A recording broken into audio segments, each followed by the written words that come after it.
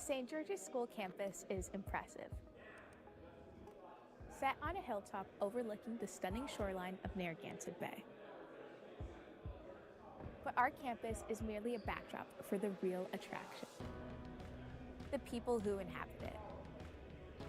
It's the people who bring this campus to life with their energy, enthusiasm, and commitment to this community.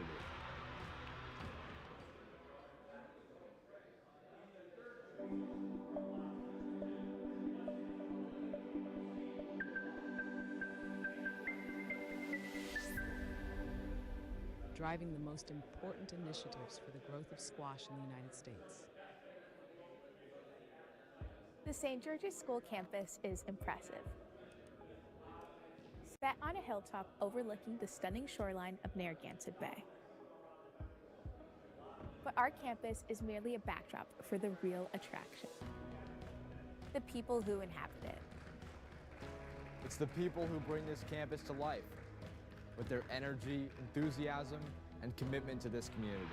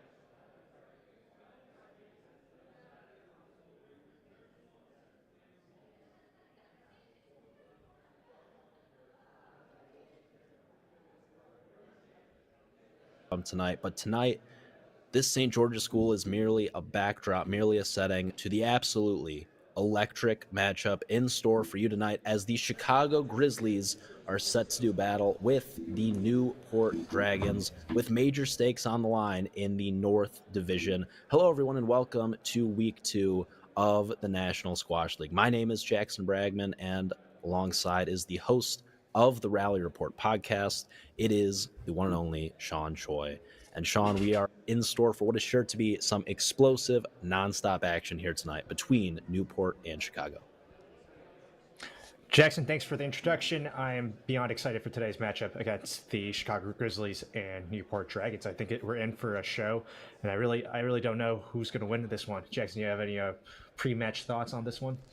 It's absolutely tight when you look at these two rosters here. Well, I think a lot of people could have foreshadowed and predicted the results of last week's victory for the Atlanta Tornadoes, 4-0 in convincing fashion. And I think most people had predicted that it would have been a major upset if they weren't able to pull that off. That being said, Sean, I'm going to save my prediction for this week's matchup until a little bit later in the pregame matchup. You guys are going to have to stay tuned to hear who Sean and I think is going to take the second matchup in the National Squash League season. And Sean, we are in the midst of NSL Week 2. We had a very successful opening match for Week 1, but this is the first of 2 matches that will be taking place this weekend. We have this matchup between Newport and Chicago, but then tomorrow night, we're going to head to Nashville, Tennessee, where the Nashville Crushers will take the court for the Atlanta Tornadoes. Atlanta already 1-0 in the South Division, so a lot of pressure on Nashville to win here. Atlanta can clinch the South Division with a win tomorrow night at Nashville. However, if Nashville comes out on top, then it comes down to that Nashville versus Derby City matchup in Louisville 2 weeks later. And as for tonight's matchup, Sean, I mean, we have a lot of really, really talented players that'll be taking the court this evening for both Newport and Chicago. But before we get to that, let's talk about last week's matchup just a little bit. And we were both on the call. And how fun, how cool was it to see NSL regular season action? We've seen 2 beta exhibition matches. We had the first ever NSL exhibition match last May in Louisville, almost a year to the date. And now, just a few months ago, at the beginning of March, we had the Team World versus USA exhibition match, which was absolutely electric. But to see 2 teams go out there last week with actually something to play for, with real stakes, both of these teams looking to make it to the NSL finals at the Arlen Specter Center in Philadelphia in June. All these teams really want to win the first ever NSL championship and have the prestige of that, have the financial bonuses that come along with that, and you'll be able to call themselves the first ever NSL champions. And this year we have 6 very competitive teams that are all very capable of pulling that off. Last week it was Atlanta defeating a Derby City team that was not at full strength. I'm really looking forward to seeing how those 2 teams fare the rest of the way, Sean. Oh, I'm excited. It's just fantastic to see, Jackson, that we've now commentated on 2 matches, and just to see the format come to fruition and see some tactics in play, how coaches utilize certain things, and just the rule book. And it's just cool to see what I think we had a couple speculations on what type of players would succeed in this type of formatting. And I think it was fantastic to see the first overall pick last week, to recap, Yusuf Ibrahim. So absolutely, I think Sean, it'll be really cool. Let's take a look at both teams playing here tonight. We have the Newport Dragons that are hosting the Chicago Grizzlies. And Chicago, an interesting addition to their roster earlier in the week, Todd Harrity transferred from Atlanta to Chicago. Todd Harrity not available for the Atlanta Tornadoes last week. So because of that, Atlanta decides we're going to ship him off to Chicago for future compensation. The Philly Phantom, number 53 in the world, one of the best players in the history of squash in the United States.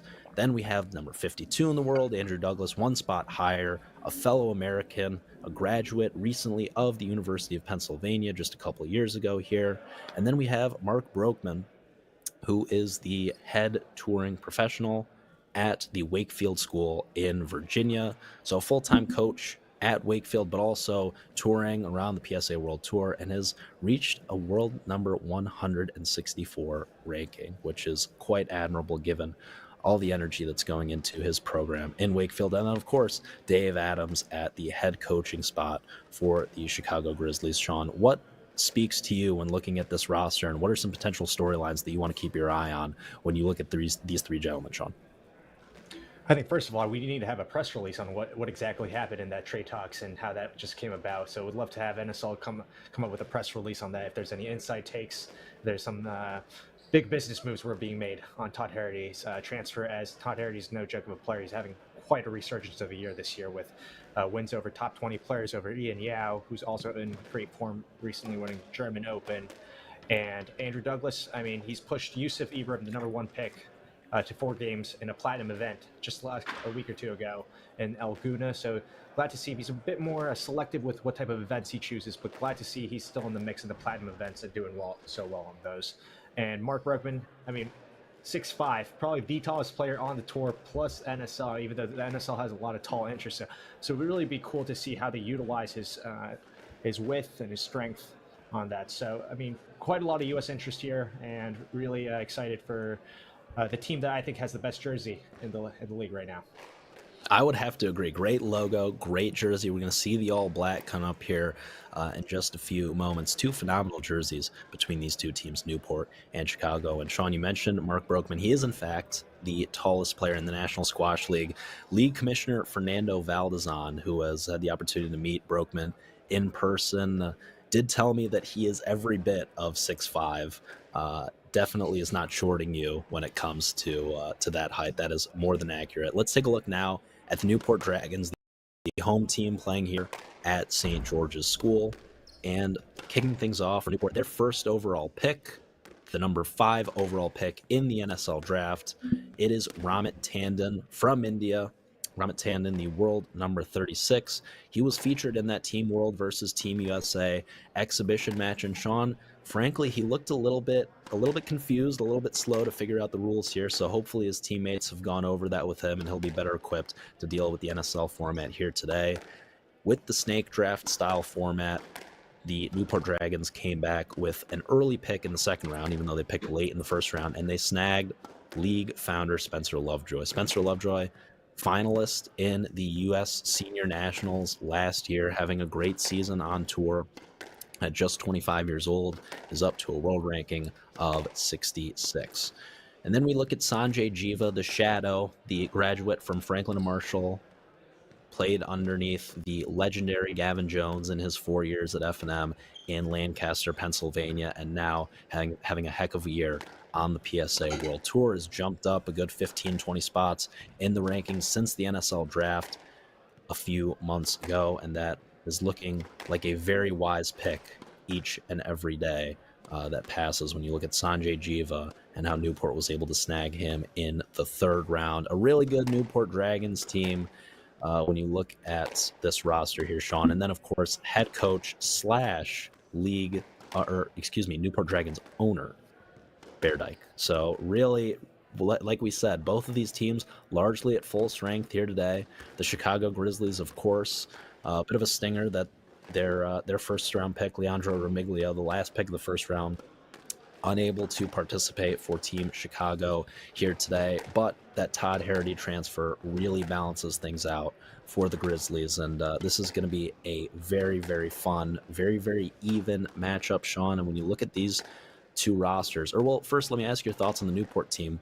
Any storylines or any players to really kind of keep an eye on here in tonight's action on the Dragons side of things?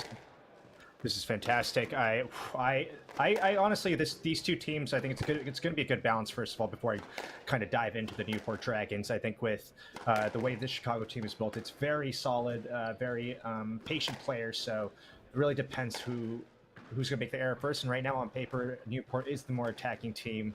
And just to give a little insight into the Newport Dragons right now, all three of these players are in complete amazing form right now. And just to shine some light on the recent results, Ramit's coming off of making it to the round of 16 in the Laguna, beating Ali Hussein and also Victor Cruin to make it to the round of 16 before bowing out to Ian Yao. So Ramit Tandon, I know we have some doubts on how he's going to adjust to the NSL format, as we saw some hiccups in the exhibition match, but I'm assuming.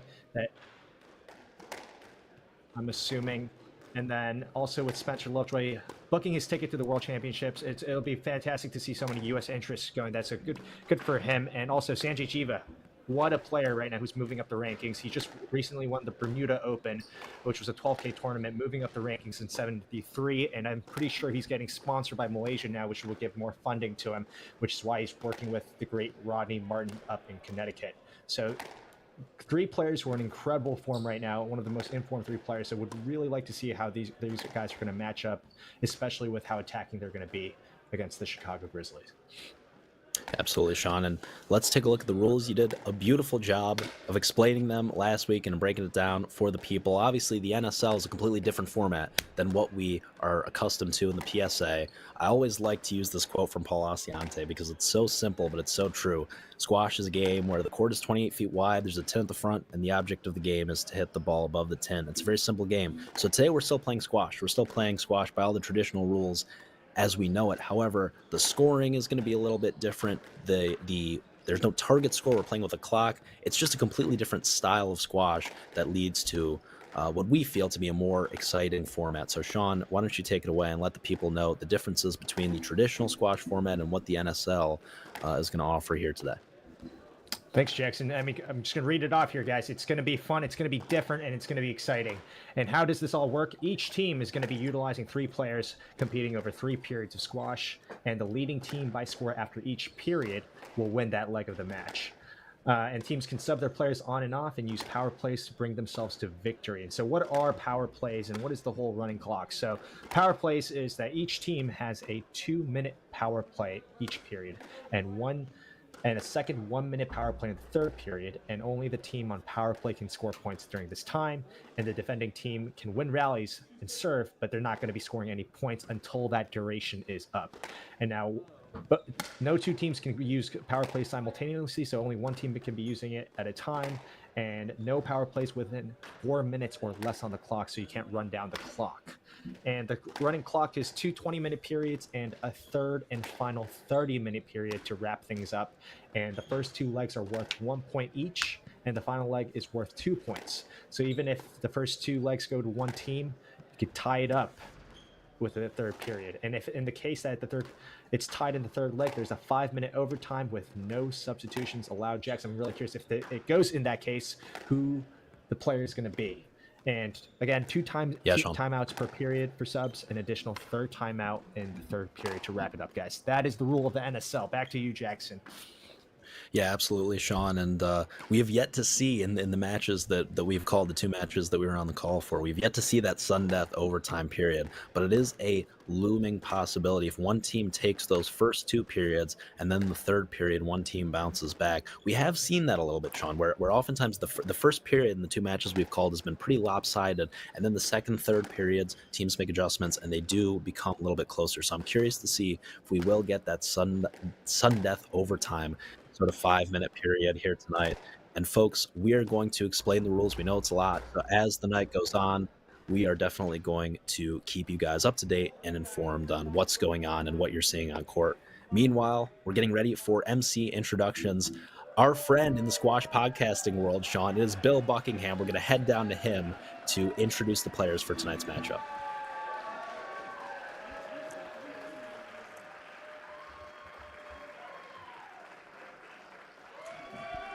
And good evening, ladies and gentlemen. And welcome to the Hoop Squash Center here at St. George's in beautiful Newport, Rhode Island for the Northeast debut of the National Squash League. We have a fantastic match on tap here for you this evening, featuring some of the best squash players in the world.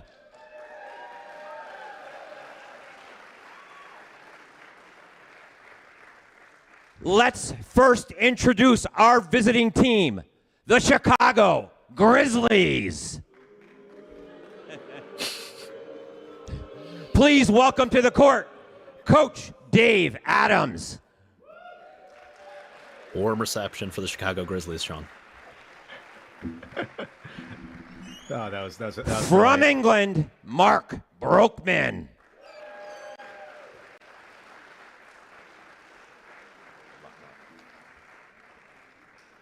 Please welcome from the United States, Todd Harity.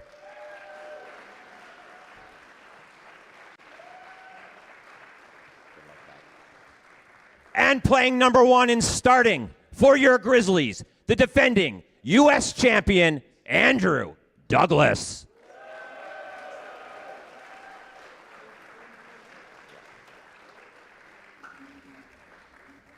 And now, your Newport Dragons.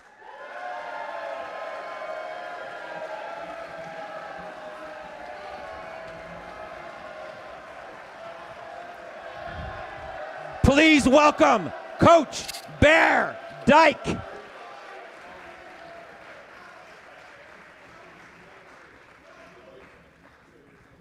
From Malaysia, Sanjay Jiva.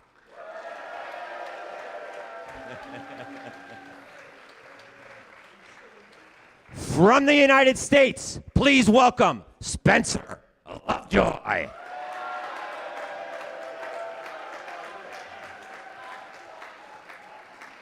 And playing number 1 for your Dragons from India, Ramit Tandon.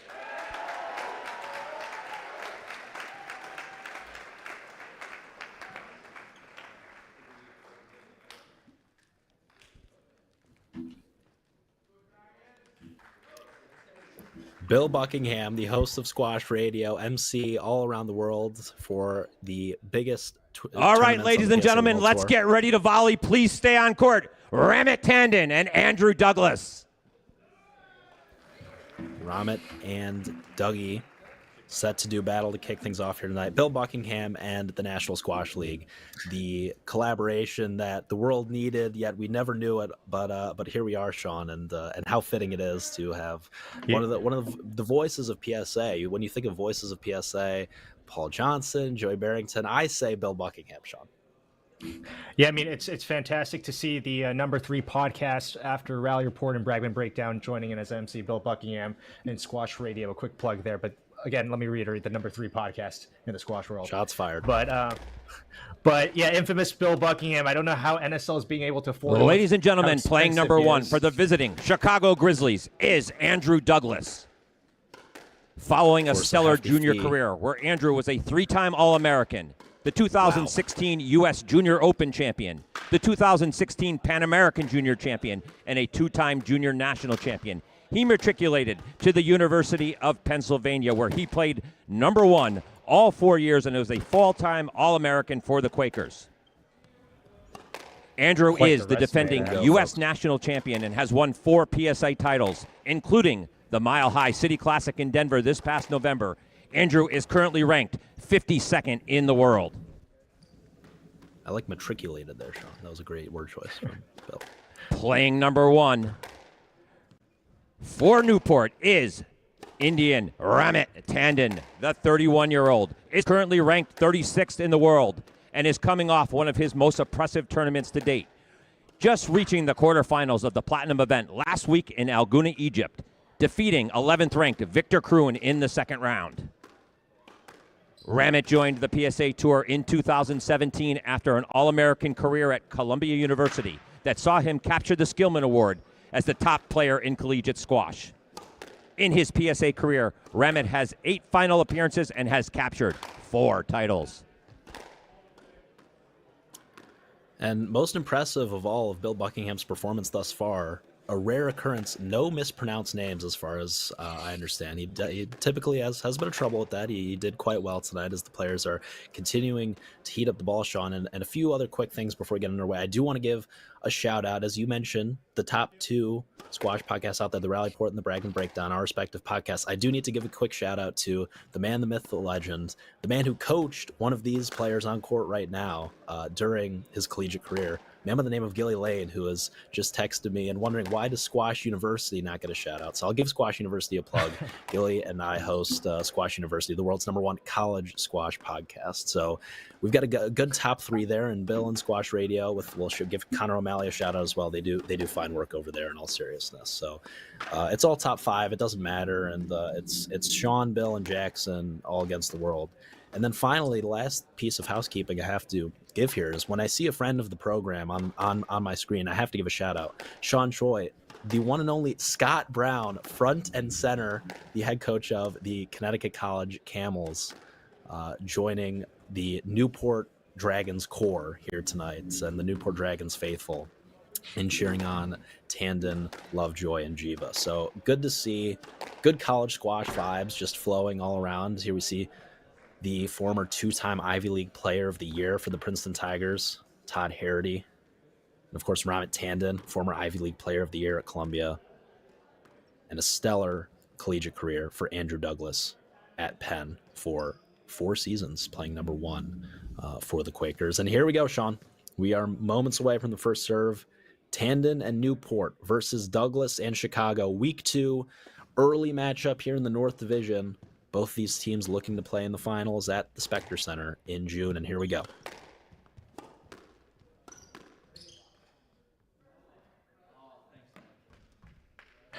Decision early, no let given. Andrew Douglas seemed very grateful for that decision there. It's a nervous ask, and he's perhaps gotten away with a drop shot that popped up a little bit. And Newport gets on the board, and you're hearing it from the fans as It's going to be interesting to see the home draws it crowd, even. how much they get involved in this. Yeah, already Newport quite lively, and frankly much livelier than the Atlanta crowd last week. I have to be honest, I have to be impartial, and this Newport crowd has been very excitable early on here.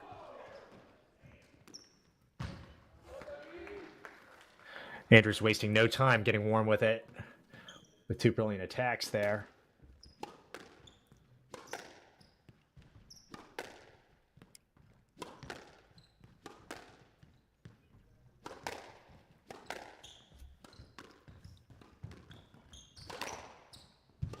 Jackson, I'm curious to hear how much home court advantage is going to help the Newport Dragons if they were able to sneak in another day of practice or so.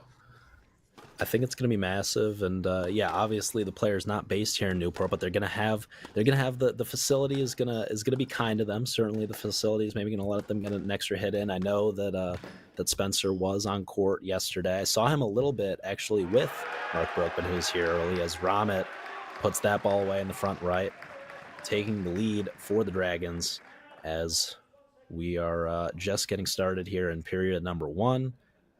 Stoppage early. Let's see what it's for. As the tension grows here, 3-2. Even start between these two.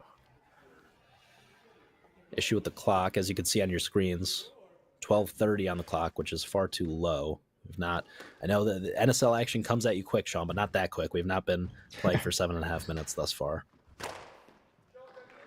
But I do think that as Douglas hits a beautiful cross court with great width, a little bit wider than what your traditional cross court will look like to get it around Tandon. Very smart shot. I do think that the home court advantage is going to be huge.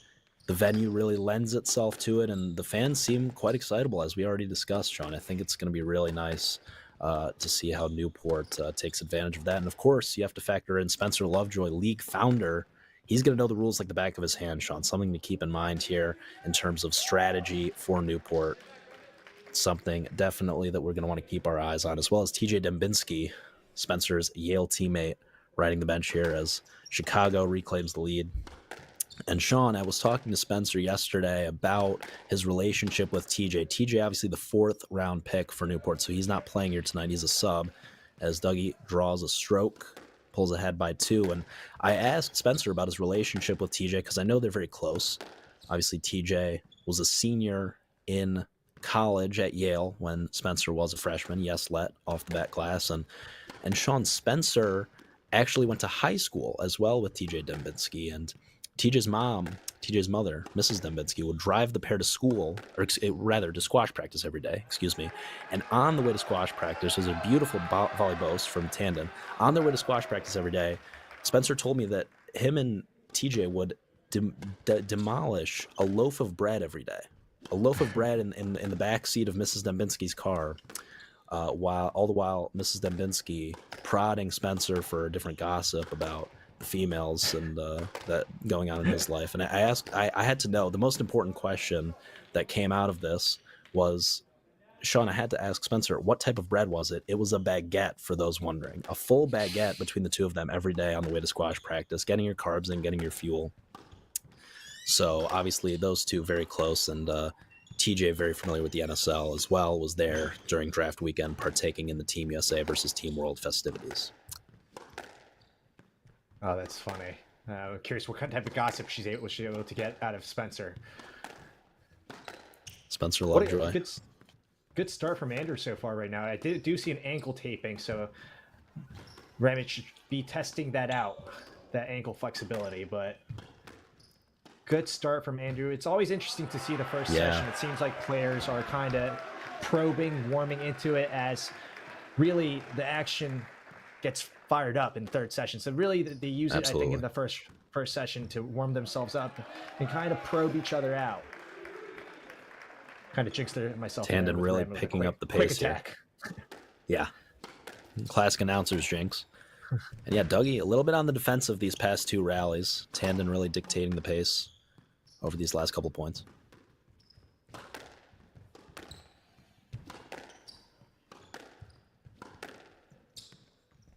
Beautiful drive.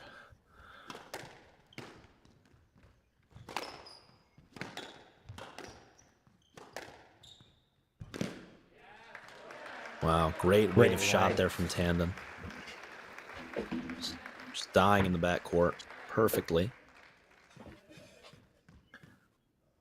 Not much separating these two early as we have passed the 14-minute mark. We're past 6 minutes in. No substitutions yet, but you have to imagine that the two managers are going to start thinking about when the first substitution has been, and we get to see a power play either, Sean.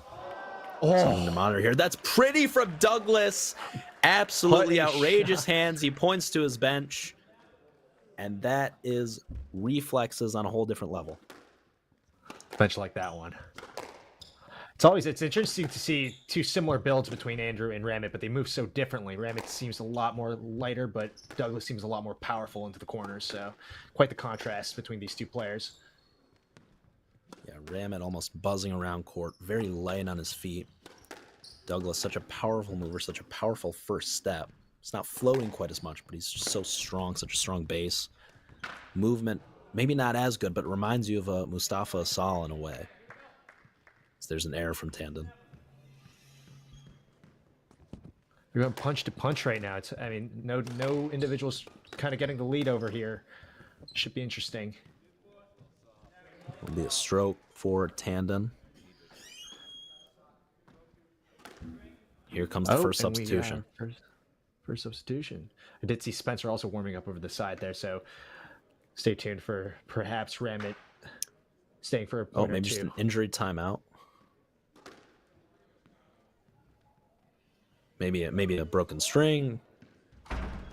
Who knows? Or it could be just telltale old sign of time wasting, Jackson. Could be one of the strategies. There's referee for this evening, Mike Riley. Mike Riley, of course, a highly respected member of the squash community. He's been reffing PSA events for over 30 years, Sean. All around the globe, platinum events. He's called World Championship Finals. Pleasure to have him here tonight officiating the action. There will be no shenanigans when Mike Riley's in charge. As both players, after easing in early, starting to pick up the pace here, starting to go for a little bit more at the front.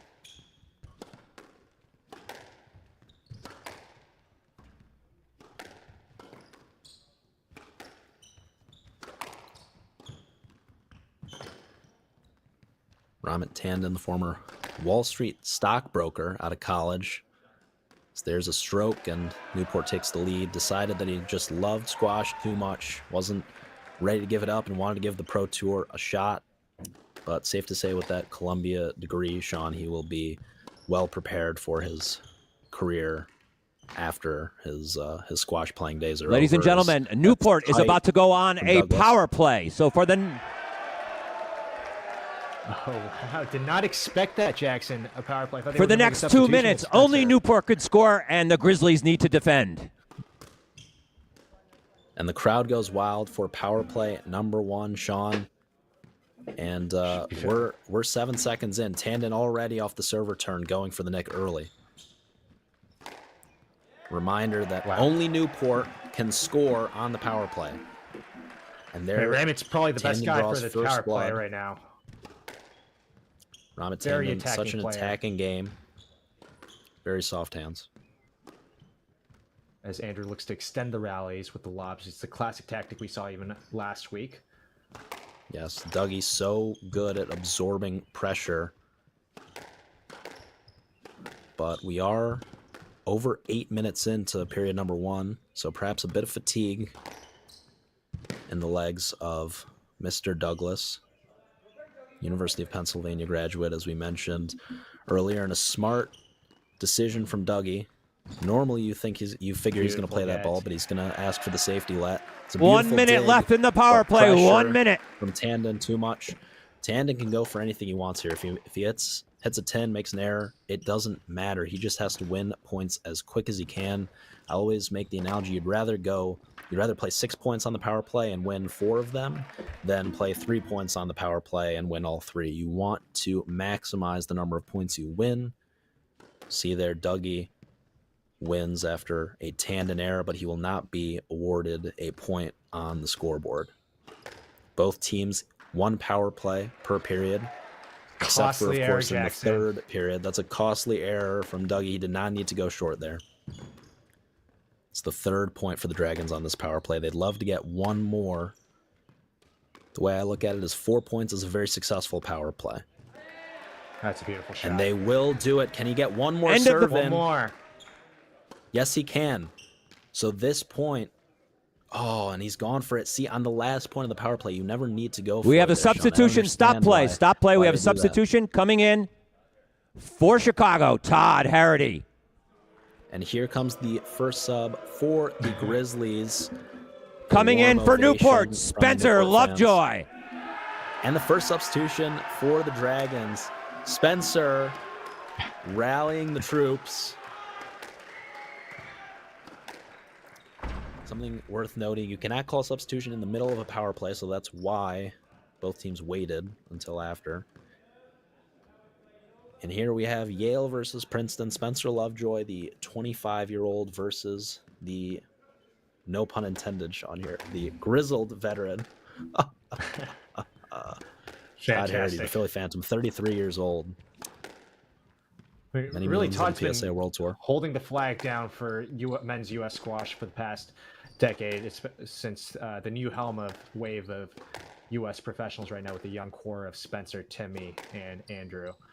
So should be a battle of the ages right here. There's an error from 2 players who Spencer. love absorbing the pressure. So it should be a good matchup between these two. Jackson, how would you rate that power play performance by Ramit? Important rallies. I thought it was a very successful power play, but I always say, Sean, on the last point of the power play, the clock is not a factor anymore, because once the clock expires, that point is the last play of the power play. You don't have to win the point before the power play ends. You just have to serve before the power play ends. So at that point, you don't have to go for anything anymore. You just have to win that rally. And if you lose, then no harm, no foul. You're not going to get a point scored against you. But other than that, you got 4 points on the power play. I look at that as a success. I think anything 4 or greater is always a positive, I think, in those 2 minutes. And this is just such great movement from both parties here early into these substitutions. Really two attritional players, I'd say. And Jackson, fantastic point. The Newport Dragons really need to clear up the rule book for Ramit there. I think that's a costly mistake, as you said. Could have earned him another point. So that's Spencer make the error there. Grizzlies each of these points so important. Power play. Grizzlies still have that power play in their back pocket, down 2. Each of these points now becoming more and more important, especially, as you mentioned, Sean, these 2 players both very attritional, both like to play long rallies, so we're not going to see quick-paced squash to the extent that that perhaps we would if it was Ramit Tandon or Sanjay Jiva that we were watching out there from Spencer. So each of these points going to matter all that much more. This thing's so close here. Chicago just waiting. If they can keep things close, then that power play could be the decider. Really lengthy rallying between these two. I mean, as expected. Oh. Wow. Just the veteran soft touch. Hands from Harity. As Chicago draws within 1.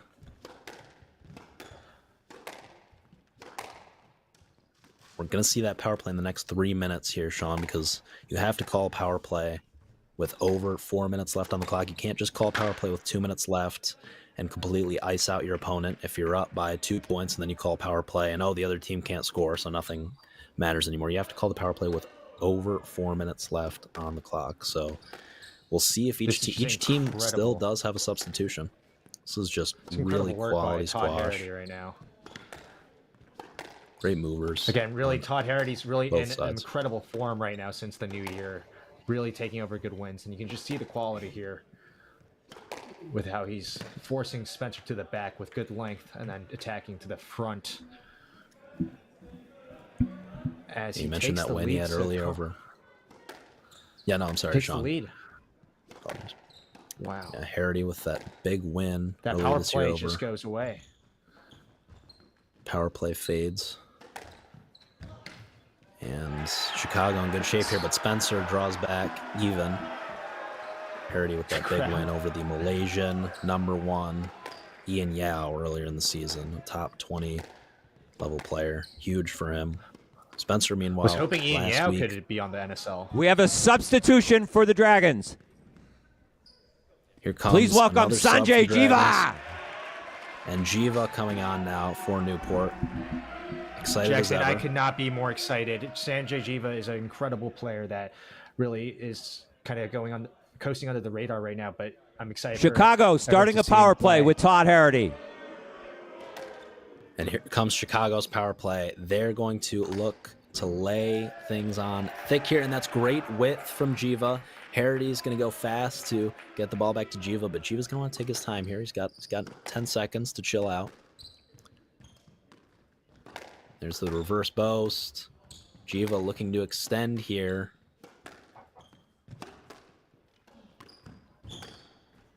And if Chicago's able to win 3 or 4 points here, power play will be over around the 4-minute mark.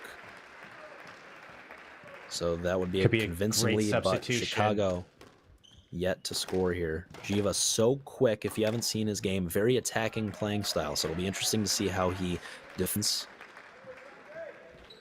Former Jackson must be shocked to the system. Should be shocked to the system, especially for Todd Harity playing someone like Spencer, and then we out of nowhere we have a complete switch of play with the style of playing with Sanjay. So must take some adjustments going on here. Absolutely.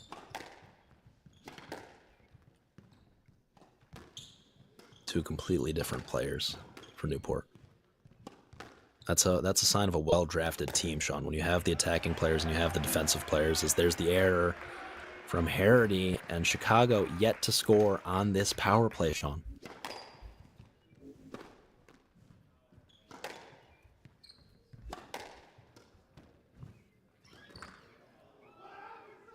First error. That's the other side of someone like Sanjay. Unforced 10 on the beautiful attacking boast. Harity's going to hustle to serve here. 10 seconds. 10 seconds left on the power play. It's incredible work at the latter half of this power play. Some shenanigans. Oh, and that's a cheeky end of the power play. The power play is now over. No let given by Mike Riley. Mike Riley putting his foot We down. have a substitute for the Grizzlies. No more shenanigans. And here comes the big fella. 6'5", 6'6". From England. Who you ask? Mark Broekman. Here comes Broekman, the head coach of the Wakefield School in Virginia. Touring professional. World number 164. And Shawnee's every bit of 6'6" from Cheltenham, England. Good friends growing up with Nathan Lake. Once again, shout out to a friend of the program, Nathan. Growing up with Mark, they're the same age. Trained together for a time in Chicago as well. Oh, this is exciting. I mean, on paper, it should be Sanjay, right, Jackson? But they do have the lead, so is the pressure going to get to Sanjay right now with 3 minutes left on the clock here? Really beautiful job, and we didn't talk about it, but you mentioned it briefly, actually, Sean, how effective the last 30, 40 seconds of that power play were for Harity, winning 3 points late. Sanjay did really great defending the first 2/3 of that power play, not giving up a point, and Harity's heroics to end that power play could be what put Chicago over the edge here in period number 1, coming down the stretch, and up 6. Broekman extending rallies. Jiva's gone for the nick. He's missed wildly. And Sent pressure the now wrong from way there. Broekman. Really pressuring that lefty backhand right now, as you can see. Length at and above the service line. Not looking to hit it hard and low. Not looking to make any errors. Looking to slow things down and extend. And this has been nearly a minute-long rally that we're coming up on here, Sean. Exactly what Chicago needs. Broekman looking to ice out the world number 73 from Malaysia. Broekman, all he needs to High do is drop extend the shot. rallies right now. It's a 6-point lead. This is perfectly Doesn't executed even need to win these from points. Broekman and the Grizzlies. Just stay in long enough. Oh, great shot. That's got to be a let. Oh, Sean says no let, and Mike Riley agrees. Sanjay's in a hurry, Jackson. Sanjay's got to go fast. Sean Choi, of course, the former NESCAC Rookie of the Year, so I default to him on refereeing decisions typically. And there goes Sanjay again. Cuts the deficit to 4. Never say never, but he's got a lot of work to do in the next 90 seconds. It is doable. It is very much so doable with Sanjay's attacking. Sanjay, the lefty, nicknamed the Shadow, flies all around the court. Reminds you of a young Ramit Tandon in a lot of ways. That's really nice on the drop shot, and I've had my fair share of retrieval. battles with Sanjay in college, and he really gave me the work. He's I didn't know incredibly that, hard to Sean. read. Wow. He's incredibly hard to read. He delays the swing. Sean, many moons. Yeah, it's a big old backswing. Sean Choi, of course. Many moons is the #1 for the Wesleyan Cardinals. So many duels with F&M where you and Sanjay, the premier matchup, of course. Overstatement to call a matchup. He was dominating. Glad to see he's doing well on the tour, though. And that is the end of the first Having a great period. season. Wow. As the first period comes to a close, 21-17 Chicago. Grizzlies. The crowd awfully quiet after the visiting Chicago Grizzlies take period #1, and Mark Broekman, despite having a A quick negative 1-0 plus-minus lead after for the checking Grizzlies. in, The newest Grizzly, did Todd his Harity. job. Todd, how hard is it to switch your brain on during the power play? You got thrown right into the mix of it and go for winner after winner and not play your normal attritional squash. It's very quick. I've never played this format before. You have to be so sharp and focused from the get-go, and the power play is definitely a bit more pressure and trying to win as many points and as quickly as possible, but it's a lot of fun, so I'm enjoying it. How is it being the enemy in the United States? You're the enemy here in Newport. Yeah, well, I'm definitely feeling it here with this crowd, but that's all right. I mean, it's all fun. It's all fun, so I'm glad to be here. Congratulations on the first game win. Go get them.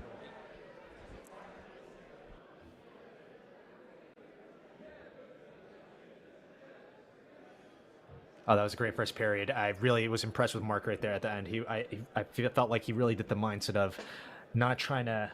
It wasn't really about losing or winning points, but just extending the rallies. All right, ladies and gentlemen, we have 3 minutes, a 3-minute break between periods, so keep your seats.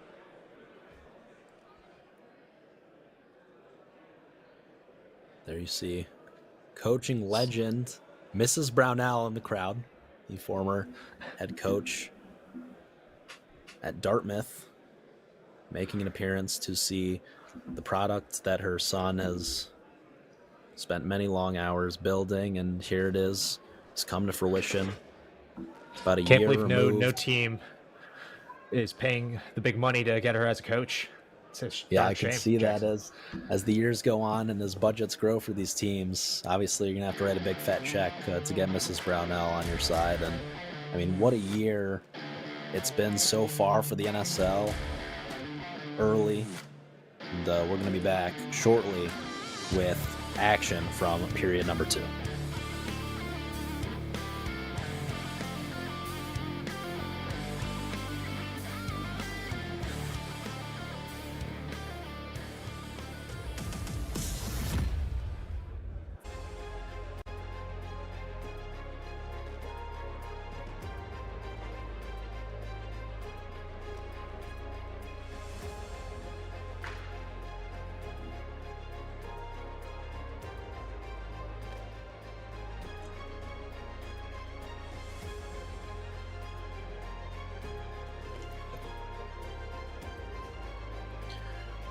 Jackson, another fun fact here. The St. George's School, I went to boarding school, which is a rival school of St. George's at Tabor Academy, so very familiar with this facility. Driving the most important initiatives for the growth of squash in the United States.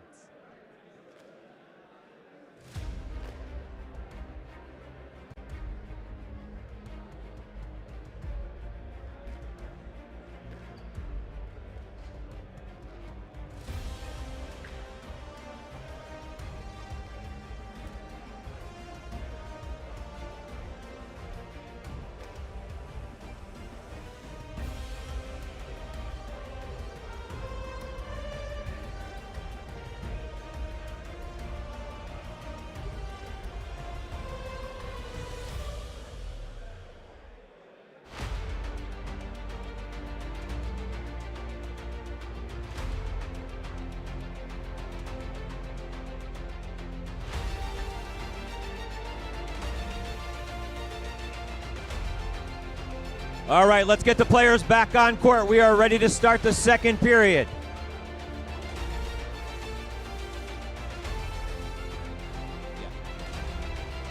Ladies and gentlemen, let's start period 2. Please welcome to the court, Mark Broekman. And for your Newport Dragons, Ramit Tandon.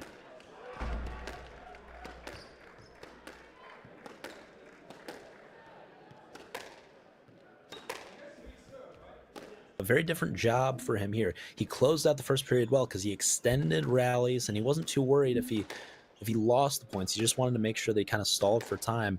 And his plus minus, I believe, was actually -3 in those final 4 or 5 minutes. However, he did his job and he won the period for Chicago. So it didn't matter all that much. Now a completely different role for Broekman.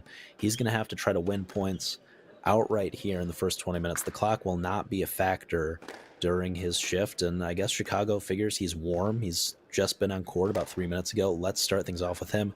And then the starter for Newport, Ramit Tandon, who got things going the first 8 or so minutes for the Dragons, back on to start period number 2. Chicago up 1-0.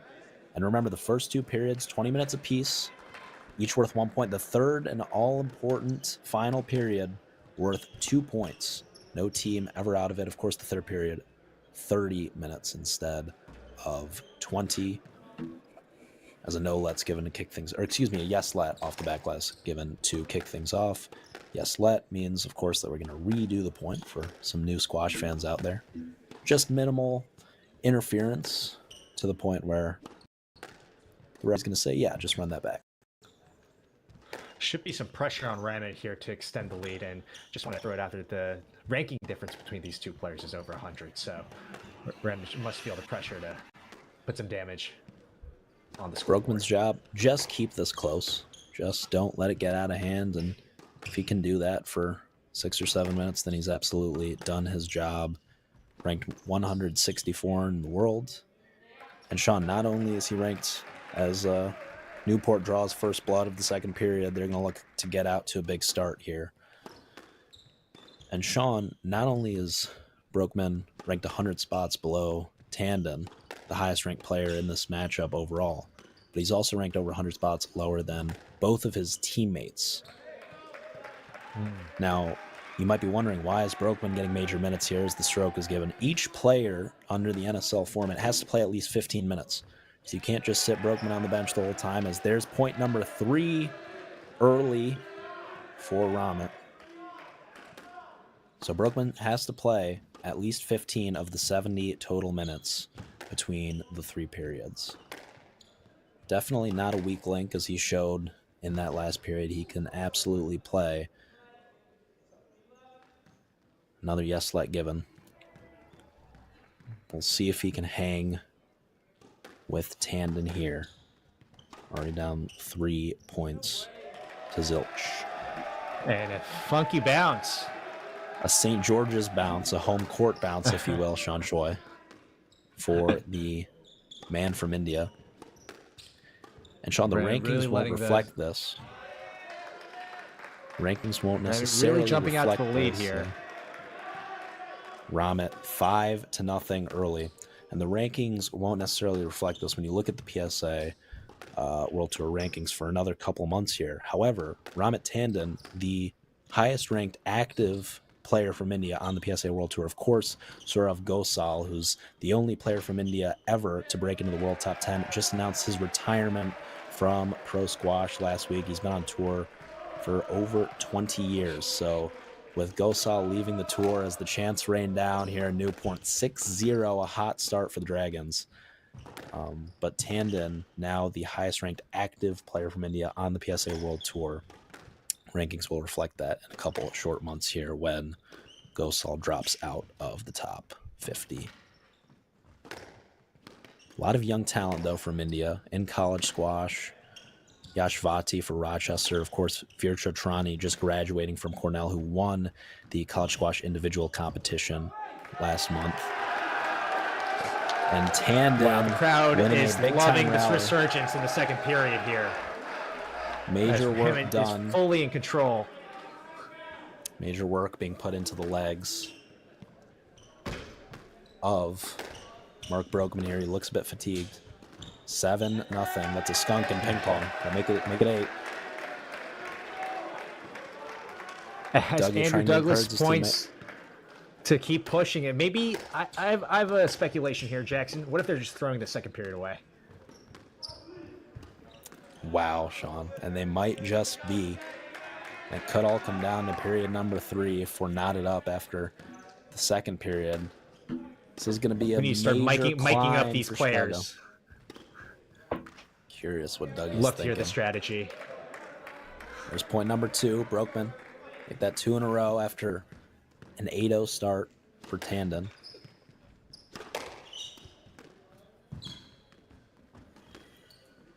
Broekman, big Liverpool fan. Never walk alone. Oh, that must be tough right now as a Liverpool fan with the end of back, season yeah, the shambles back here. stretch of this season for the Reds looking much like the early portion of period number 1 here for Broekman and the Grizzlies. Will not be Liverpool's year, fading away from the top of the table. This is a massive lead. And the Grizzlies are not showing no interest on substitutions right now. And that may be surprising, Sean, but unsurprisingly, the Dragons also showing no interest in any substitutions. There's another one, and Broekman kind of looks at the sky and says, "Someone help me. This is getting out of hand. You could not ask for a better start for the Newport Dragons." And Broekman, in a way, are they trying to fulfill his 15-minute mark right now of play? Wow, Sean. That could be another interesting tactic. It looks like we're gonna have a lot to discuss here in the second period, Sean, because I don't think it's gonna be very unseen competitive. strategy. It's an unseen strategy right now. And that's what the first season of the NSL is all about. Week 2, these teams are trying to figure out how to put themselves in the best positions to win squash matches. And Broekman giving it the old college try right now, but it appears that Chicago's doing just that. We have a smile exchange for both. We players. have a power play for Chicago. A power play. Huge power play for Chicago coming up here. The Newport fans letting. Remember, no substitutions during a power play. There are no substitutions during a power play. And Broekman remains on court. Broekman remains on court. And let's see if he can do some damage here. Want to give a shout out to brother of Newport Dragons star Spencer Lovejoy, Samuel Lovejoy in attendance, just graduated from Connecticut College where he played under Scott Brown, as you see both of them in the front row. Peter Russell, fellow Conn College Camel, also in attendance. I saw him moments ago. So the Conn College faithful out in droves. There he is on the right. Curly blonde hair, you can't miss him. Out in droves here to support their team, the only team from New England, the Newport Dragons. What a shot.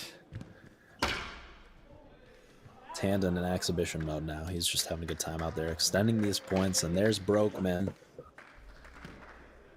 Finally getting a little damage. But Looks like it's going to come down 1 to the minute third left period, in the power play. 1 minute. As Spencer Lovejoy warms up on the side. Ramick This is continues so to do damage. Interesting, Sean. This is fascinating.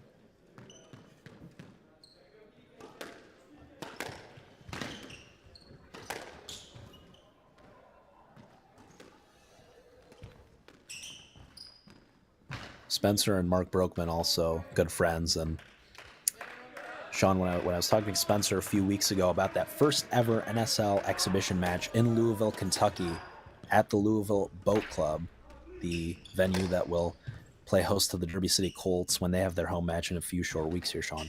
When I was talking to Spencer about that initial beta match just under a year ago, in 2 weeks we'll reach the anniversary of that match. He was telling me that in that matchup, Broekman, who was a participant for Team Chicago, That is the end of the power play. Quote unquote, bleeped We the have a bag. substitution for Chicago. Back on And, court from the United States, unfortunately- Andrew Douglas. And here comes Dougie. Substitute Broekman is- for Newport. From the United States, Spencer Lovejoy. Here comes Lovejoy, and Broekman here tonight has done himself no favors, Sean. He's not. Oh, the crowd is necessarily going redeeming himself absolutely later on. crazy right now. And here comes Lovejoy. The fans loving it. TJ Dembinski and his son loving it. Rocking the Newport red. As Andrew attempts the three-wall Spencer boast, takes one of the the most first difficult shots in squash. But Jackson, I just realized this is a repeat of the U.S. Nationals finals of last year. That is correct. And not only is it a rematch of the U.S. National Finals from last year, which Andrew Douglas took in 4 games, but these are two guys that have battled many a times, once again, in their college squash days. Of course, Spencer, older than Dougie, but both of these guys playing #1 for their respective schools. Of course, Dougie at the University of Pennsylvania and Lovejoy at Yale. Jackson, I stand by it. I do stand by it. I think the Chicago Grizzlies are throwing this period away. Oh, you're absolutely correct, Sean. I think you were early. You said that, Sean, and I was like, I'm not too sure, but I think it's undisputable now. I think it's kind of clearly a let's get out of here unscathed. I mean, I'm fascinated. This is quite the tactic. Quite the tactic. They cut off a lot of time on Mark's 15-minute requirement as a player. And I mean, it's still a monumental task from Todd Harity and Andrew Douglas to play a 30-minute period amongst the two of them. And I'm not sure. I'm sure they're doing a similar strategy to period 1. And wow, there's Dougie playing with nothing to lose, and he hit that beautiful drop from the backhand corner, that beautiful straight drop that Spencer just barely picked up. Dougie, great hands, very underrated part of his game. Everyone talks about his athleticism, his powerful movement, but really soft touch into the front court as well. And yeah, I think it's quite clear that Chicago definitely throwing this period. And once again, first season in the NSL, you're going to see stuff like this. You're going to see innovative strategy, and that's what we're getting from the Grizzlies here tonight. Dougie getting cute, having a good time out there. A little too ambitious. And Newport. Timeout. We have a power play for Newport. A Newport signals. power play. For Newport's power play. Now remember, of course, Chicago already out of their power play. Used that a few minutes ago here. So Newport looking to lay it on thick. A big 2 minutes to, frankly, put this away once and for all. Already up 8 points.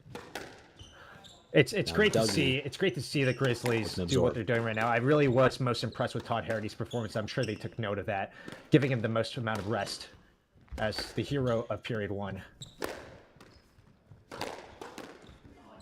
And when we talk about this match after the fact, there goes Lovejoy. When we talk about this match after the fact, Sean, we're going to have to talk about the final 40 seconds of that Chicago power play for Harity. He did not score in the first minute, 20 seconds, but the last third, the final act of that power play, he really had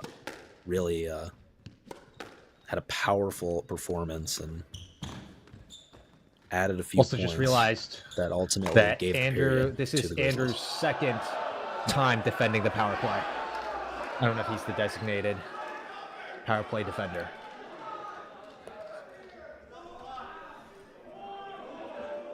So two players you think of when you talk about absorbing pressure, when you talk about fitness, when you talk about cardio, when you talk about guys that can go forever. Andrew Douglas and Spencer That's Lovejoy, chaos. two names that you come up with, rivals, and the ball has been lost. Douglas went for the back wall boast. He missed it. The Newport fans let him hear it on that one. So major Perhaps taunting. the time wasting. And there's a cold Unsuccessful. ball, so that is not the correct ball. We're going to have to heat this up quickly as the clock is stopped. I would have loved to hear a "you can't do that" chant from the Newport fans. A missed opportunity when Dougie hit the ball out of the court.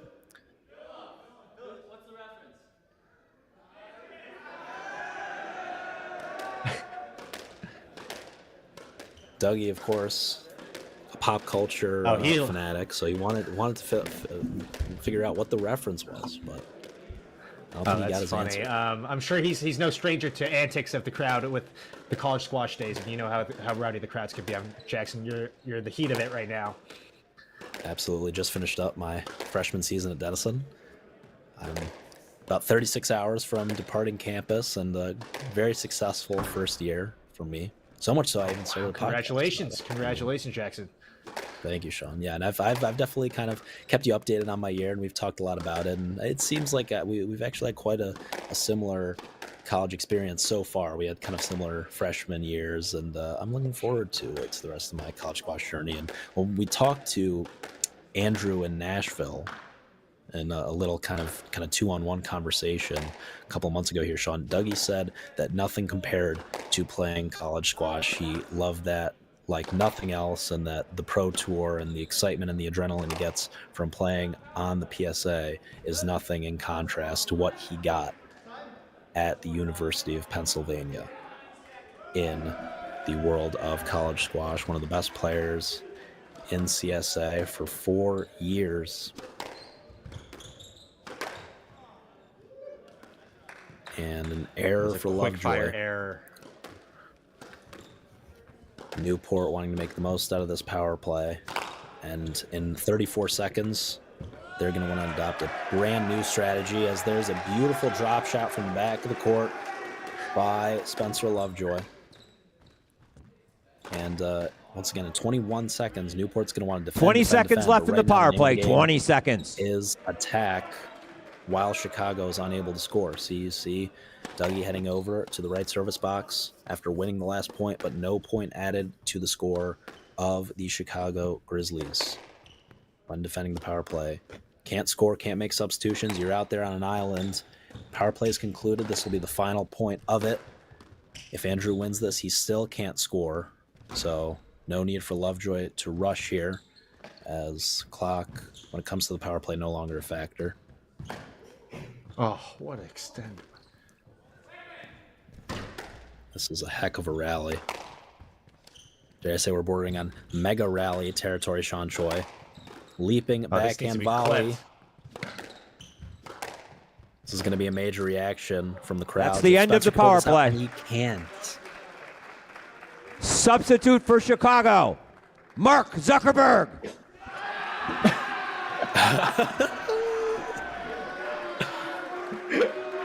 And I've never heard that before. Sean, I've never heard that comparison made before. But what a great shout from our friend at Squash Radio, Bill Buckingham. Never misses, and I absolutely see the resemblance.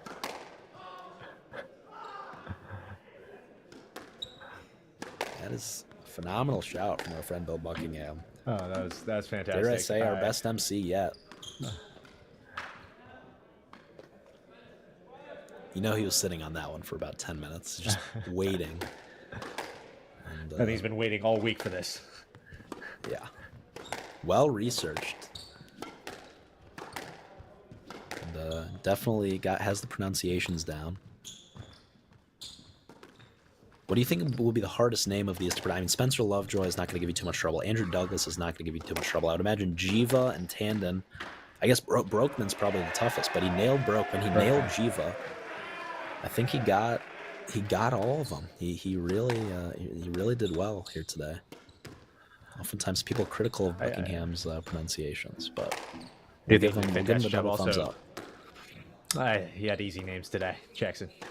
Yeah, he did have easy names, but makes things fun, makes things exciting. Certainly one of the best MCs in the world of squash. Spencer slots a Nick. He's gone for 2 in a row. Spencer's job at this point, as far as I'm concerned, Sean, get the crowd engaged, get the crowd going, get the crowd hyped up for the third period, which will be the decider. We talked earlier, are we going to see a sudden death period? Substitute for the Dragons, we have Sanjay Jiva replacing Spencer Lovejoy. Oh my goodness, boos raining down, Lovejoy checking off. So boos for Lovejoy leaving, however, cheers for Jiva checking on. And Newport fans, normally in football we call them the 12th man, but here tonight they're the 4th man. They're doing their job. And do you see all those people in crowd with the jerseys? Victory. Hopefully the jersey sales are going well for that NSL right now. Boy, do they look pretty. Of course, and if you head to nslsport.com, you can purchase your very own NSL jersey for your very favorite player in the National Squash League. All 6 of these players' jerseys available on the NSL website, and half of the proceeds go directly to the players. And there's Jiva with some shenanigans, faked the back wall boast and went for the cross court. And he's having a good time out there. And Todd Harity responds. That's what he thinks of that. A really great job from Harity flattening that ball cross court. Nick Harity rolling a little bit here, and the fat lady is yet to sing. Sean Choi. The lead has slowly diminished.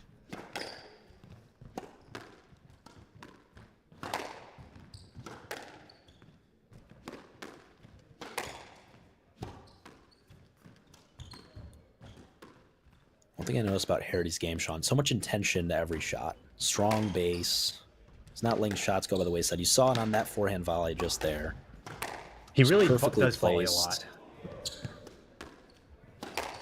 More than he's really given credit for, absolutely. Beautiful shot. A slight fist bump from Todd Harity. Maybe he wants this period.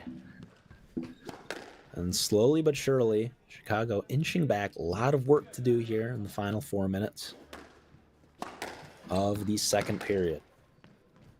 Newport in the driver's seat to even things up. Chicago looking to take a commanding 2-0 lead. There's a stroke if Mike Riley grants it, and he does. The lead down to 6. That serve, Sean Choi, dangerously close to the service line.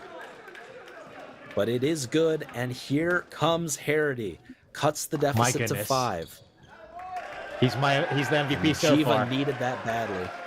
Great width on that cross court. Harity doing wonders for the Chicago Grizzlies. A great performance so far here tonight. Pretty high cross from Jiva. He needed that shot desperately to stop the bleeding from Chicago. Confidence boost. And Harity. He's really working the corners right now. The clock a factor, but this is within reason.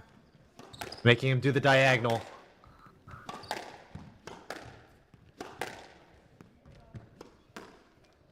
Really working Jiva corner to corner nicely here over the past several minutes.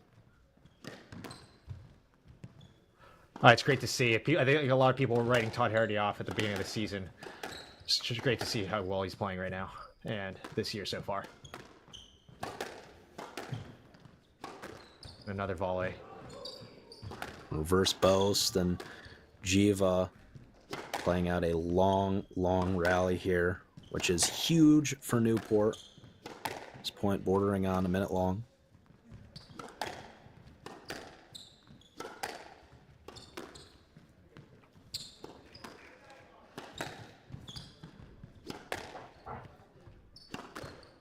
Jiva finding his groove here. There's the reverse boast and a winner for the Malaysian. And that all but does it for Newport. I think that just sealed the period number 2. Period 2. The classic Jiva shot right there. How many times did you get got with that shot, Sean Choi? Too many. upset me too much. Were you ever able to will yourself to a game? No, I think the closest I got was a close first game, and then I think he broke my spirit right after. Interesting.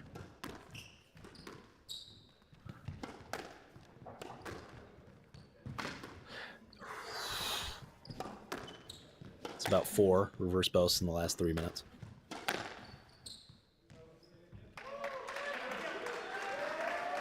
One minute left in the second period. 1 minute. Stroke given. Mike Riley. All business here tonight.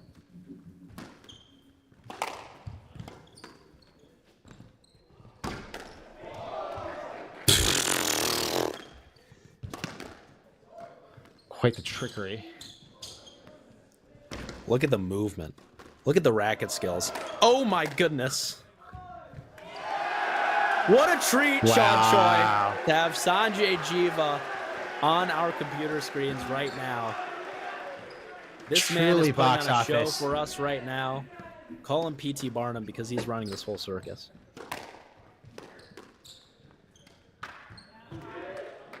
Ten, There's an 9, error from Harry. 8, 7, 6, 5, 4, Clock on your screen 3, just slightly inaccurate. 2, Bill Buckingham 1.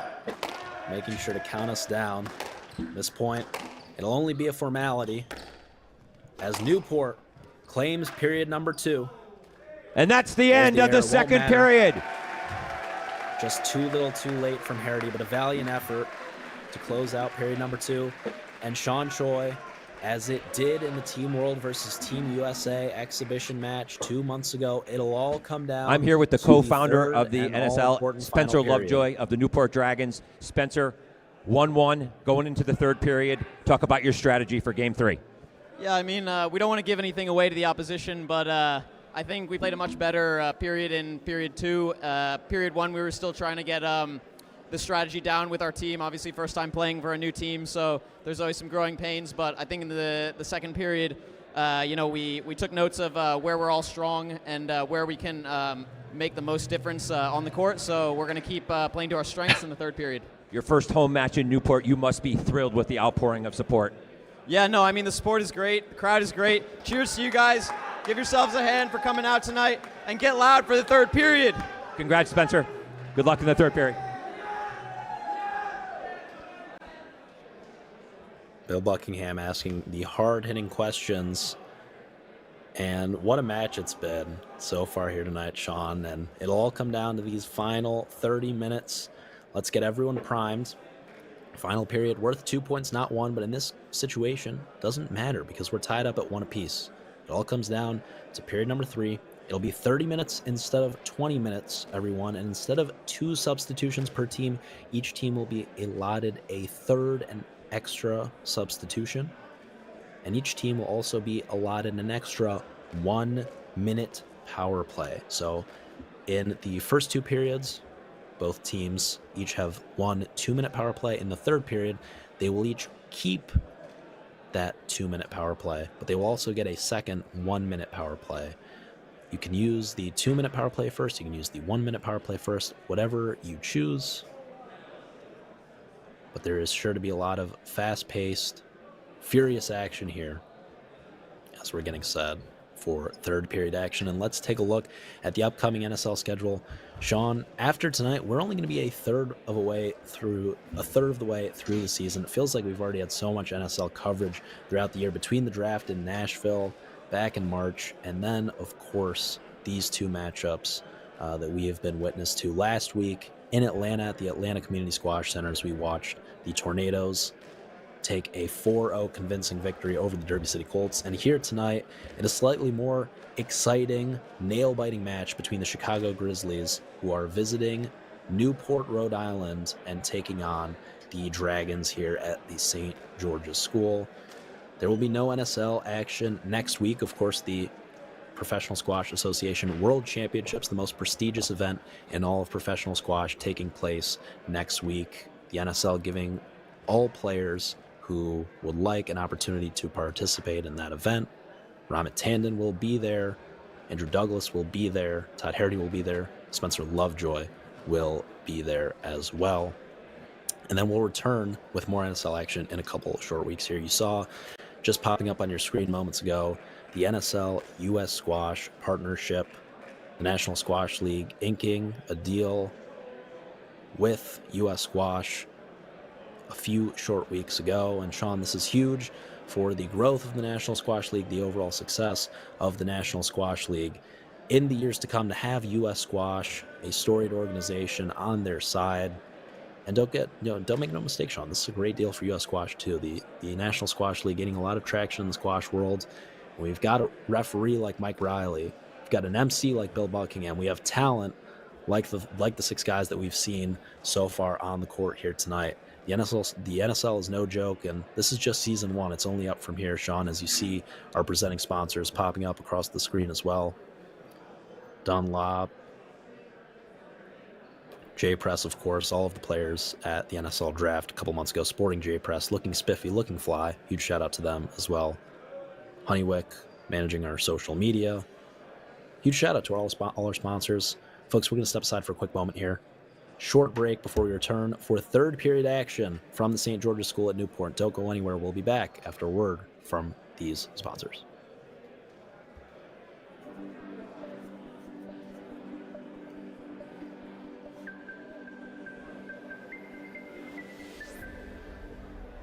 Driving the most important initiatives for the growth of squash in the United States.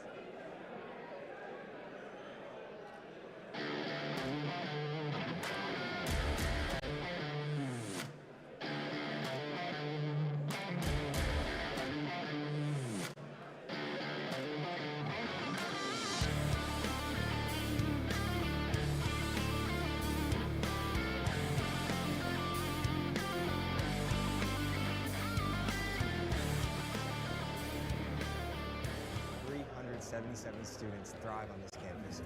Where they live and study, perform, compete, and discover new passions. Okay, everybody, take your seats. We're ready to start game number 3. To educate and inspire our students and encourage curiosity and growth.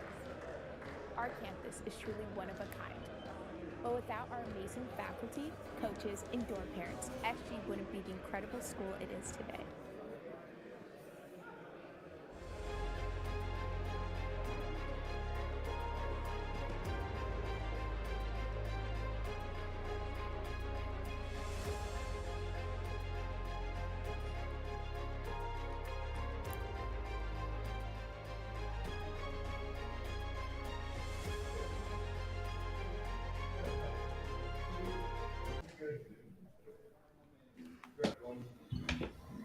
All right, guys, let's make some noise. We are here into the final game. It's worth 2 points. The winner of this game will be the winner of the match. Please welcome Ramit Tandon. And for the Grizzlies, Andrew Douglas. Same exact matchup from the first period, Jackson. Maybe the Grizzlies are onto something, as I know they were tactically throwing away the second period. Might be a wild assumption on my end, but I firmly believe it. Jackson, over to you. And after, yeah, I think that, I don't know if that was necessarily the intention from the get-go, Sean, but after Broekman fell behind early there, I mean, he looked completely gassed out there, completely out on an island, and Chicago made no substitution, just letting Broekman eat up some minutes there. So and before we go any further, Jackson, I'm going to have to put you on the spot. Predictions. Sean, I think it's going to be Chicago. I think the strategy is going to work. And I do think I like this team a lot. We'll see if Broekman gets any action. Can he redeem himself? Can Andrew Douglas step up just a little bit? He didn't look great in that second period, but Harity's been fantastic. So I'm very curious. Newport, though, looking kind of like a well-oiled machine, though. Throughout, I mean, honestly, really, both of these first two periods. Comes down, I'm not confident really in that pick, but I'm going to go with Chicago. Yeah, that's a great pick. I think it's got to come down to Ramit Tandon. He is by far the best player here on paper. It's really about how much damage he can do in this first leg. As Andrew gets on the board. Ramit, veteran for Team Newport. 31 years old.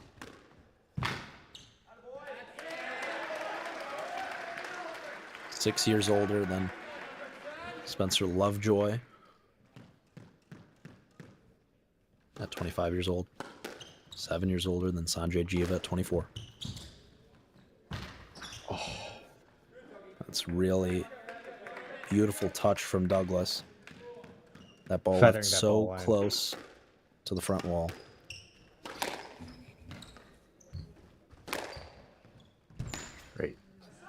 Great straight line.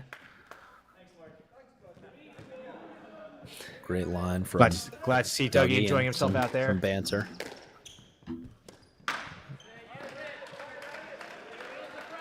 An error made in Newport. Back up 2. See if this is the start of a run for the Dragons. Should be an important point. Ooh, you see how glued that perhaps a generous let. I wonder if Tandon is taking the right line there. And here come the chants. English Premier League, step aside. You're watching the NSL on the National Squash League YouTube channel. One stretch too much. Now the fans on that one. The fans around the nation here who have yet to have their teams experience a home match, I challenge all of you to get your own chants going. Derby City and Louisville. Challenge the New York City fans. Challenge all of these different fan bases. Chicago, when they do end up hosting their home match, how will they respond at the University Club of Chicago as Tandon make that 3 in a row for him, taking a 4-3 Tandon's really showing his class, Newport. Jackson. I mean, not anyone can just get a victory over Victor Cruin, as he did in Laguna. Recent victory for Tandon. Huge. 1 minute power play. We have a 1 minute power play for the Grizzlies. And here's the first power play of the third period. Grizzlies using their 1 minute power play first. They have a 1 minute power play and a 2 minute power play that's still in their back pocket. Chicago looking to stop the bleeding. If anything, I think it's also defending the points that Raymond Tandon was racking up there. So great usage of the power play. Absolutely, Sean. You made that point last week during the Atlanta Derby City match, and you were absolutely correct that the power play not only used for offense, but it can be used for defense too to kind of stop the bleeding. As there's Dougie quick off the serve return. 30 seconds left in the power play. 30 seconds. And not enough watching of the ball. And Ramit taking a sweet time back to the service box. A little afternoon stroll, bouncing the ball a couple extra times perhaps. And no rush when he knows he can't score points for the next dozen seconds or so here. That ball just died. There's Dougie. Gonna get one more in here.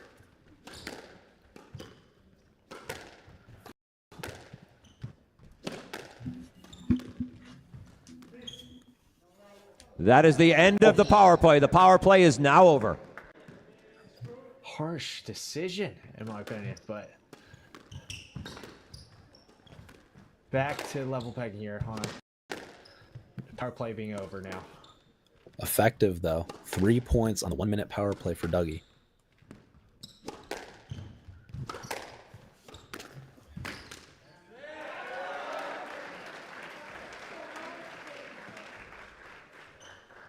Tandon right back, though.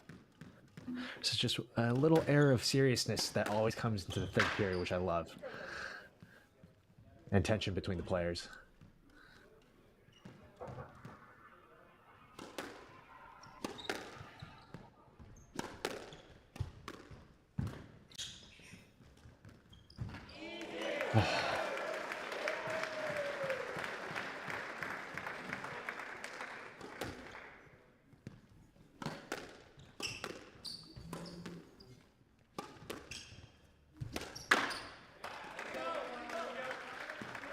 Raymond really maneuvering all around the court. It might be time for Chicago Grizzlies to make a substitution or do some type of switch up right now before Raymond takes too much of a lead.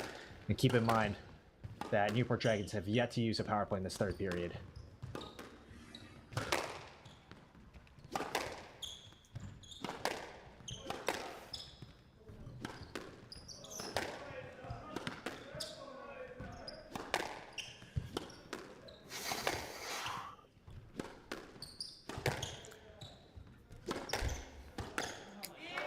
Oh.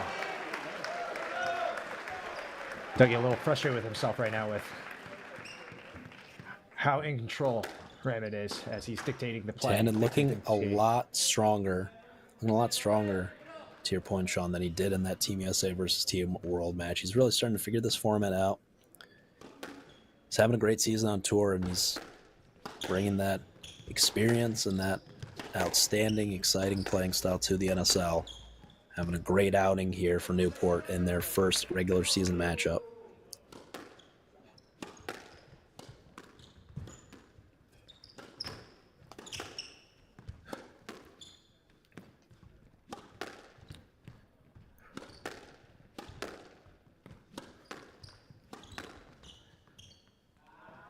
Substitution. It's time for a substitution. Spencer Lovejoy replacing Ramit Tandon. A great opening shift. Great work by Ramit Tandon. Really showing his class there. As Douglas remains to be on court, we'll see how he does against this new matchup. As we've mentioned before, how familiar he is with this opponent.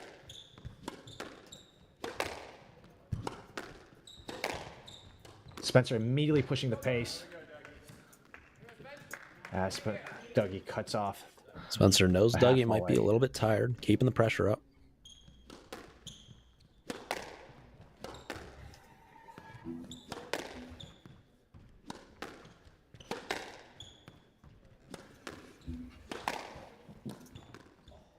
Oh, it's a death touch. Wow. Pretty.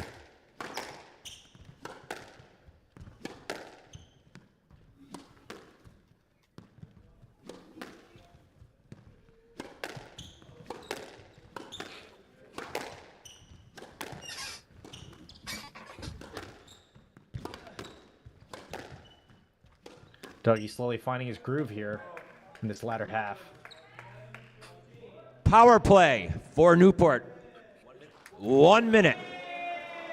And here comes the 1 minute power play for Newport. Their first. Chicago down one already. Both teams still with a 2 minute power play in their back pocket. And that first power play for Chicago, Sean, really the reason that Chicago is only 3 points behind here and firmly very much in this. Absolutely. See how things go here in the next 40 seconds. So far, so good for Dougie. Forcing the error from Spencer.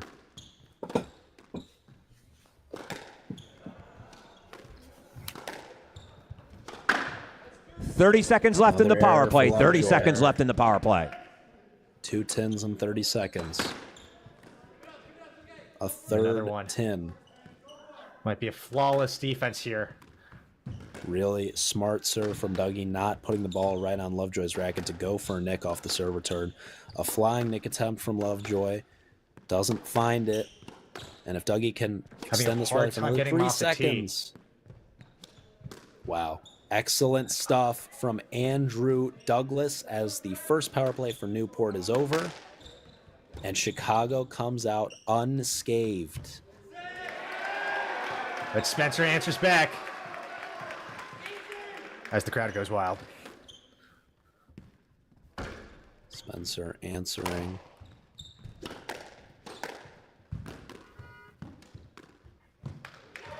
Beautiful cut. It's great from Lovejoy. And Sean, Spencer's got to be nervous with Scott Brown looking on here tonight.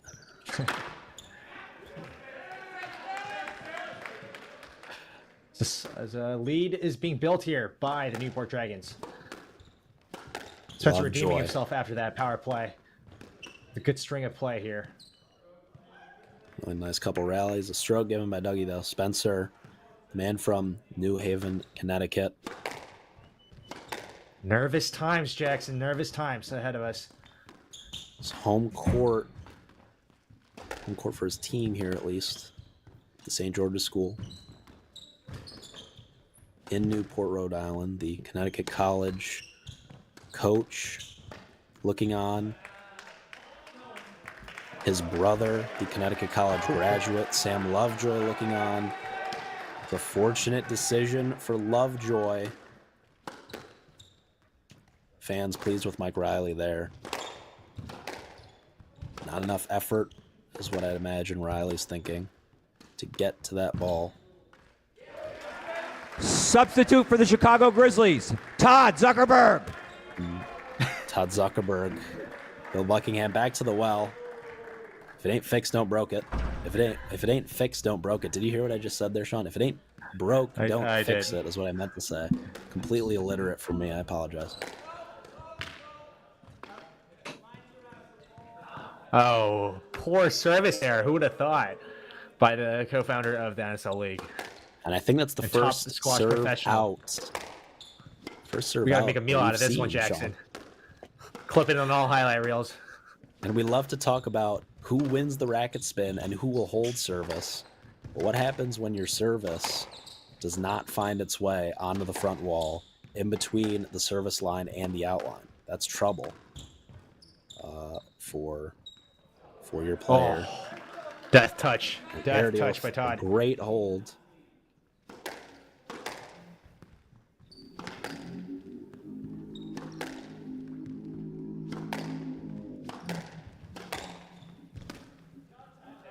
It's the lines he's hitting. It's immaculate. Todd really needs to do well here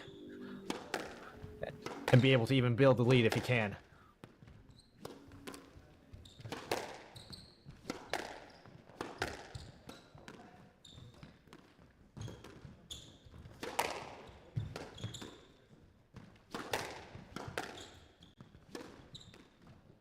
Pressure overhand cross from the midline. That ball really popped up from Harity. This ball flying.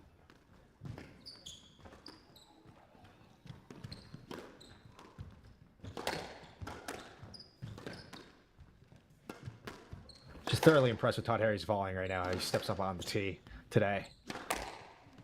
Really impressed me, Jackson. It's the name of the game. An NSL squash. Pretty drop. This is really nice cat and mouse here. Decision. Woo! A stroke given. Bit loose from Harity in the forecourt, and Spencer read it like a book. I think that was the right decision, Sean. Leaping volley there from Harity. Not that much zip on it, though. Under some pressure. Playing retriever here in these last two rallies.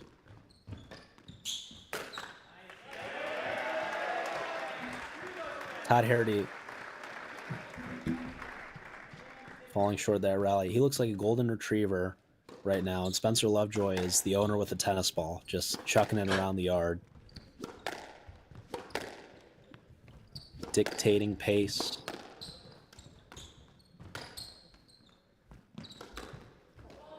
Oh, roll it on. Harity needed that bad. That will silence the crowd. Report. Gotta see that again. Good night.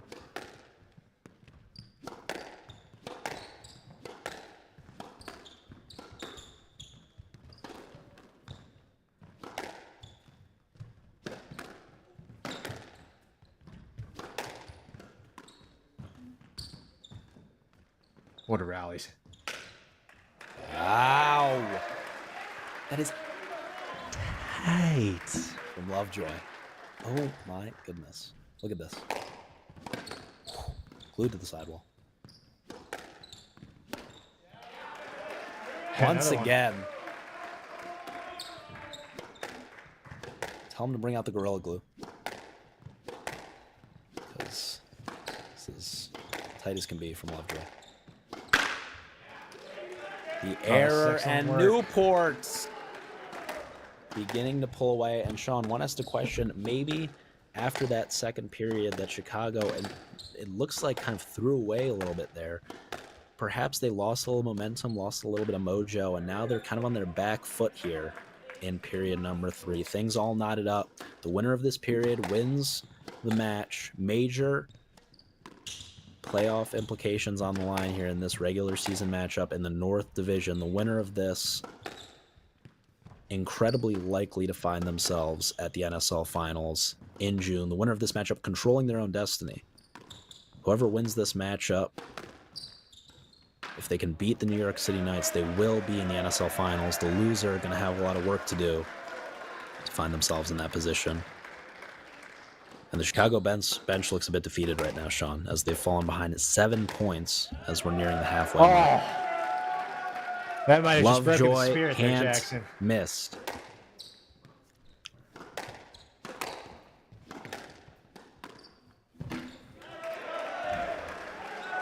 Tight once again from Lovejoy.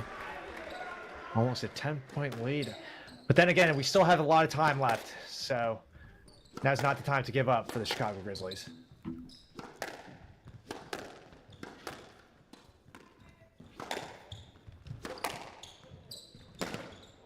Oh. Oh, Sean. Spencer Lovejoy is unconscious right now. Love to see him carry this over to the World Championships in a week in Cairo. Oh, he's going for it again. And he's rolled it home. A back wall nick. I just want to point out that the two sidewall back wall nicks have all come from the Newport Dragons. So home court advantage definitely in play here, Jackson. The St. George's facility has been very kind to Newport so far this evening. Dragons developing a commanding 29-18 lead. Spencer is getting Nick happy here. And rightfully so. He's playing some outrageous squash right now. It's a great dig. It's a dig and a half, as Joey and PJ would say. And the rally continues.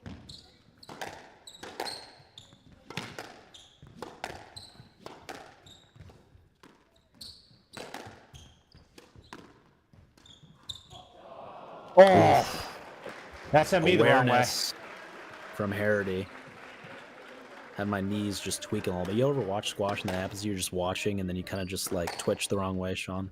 I had the same reaction as you there. Totally got sent the wrong way by that. Pretty from Harity. Especially when Gawad plays. Love to see him in the NSL. Gawad, so smooth. What a renaissance for him, by the way. Back up to world number 5. One of the favorites heading into the World Championship next week. Oh, nearly got there. Not quite. Spencer's having a ball out there. Oh, just clip the 10.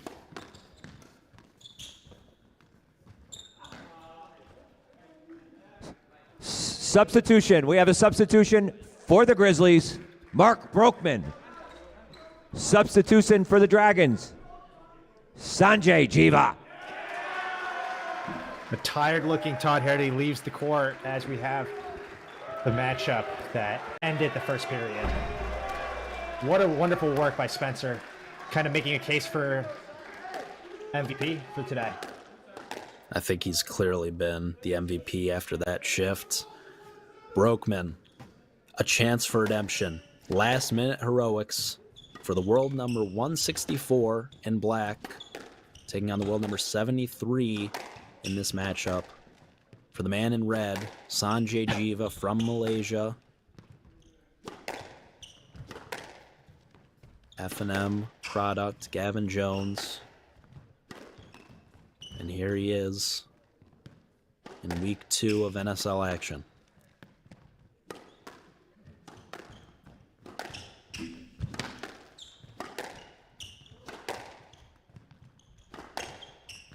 Rocking the chain.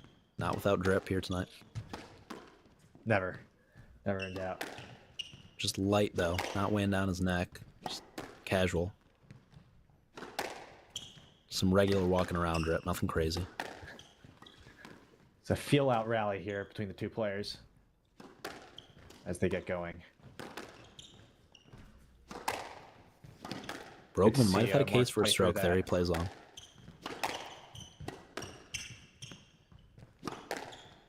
A cheekier player may have called for a decision there, Sean.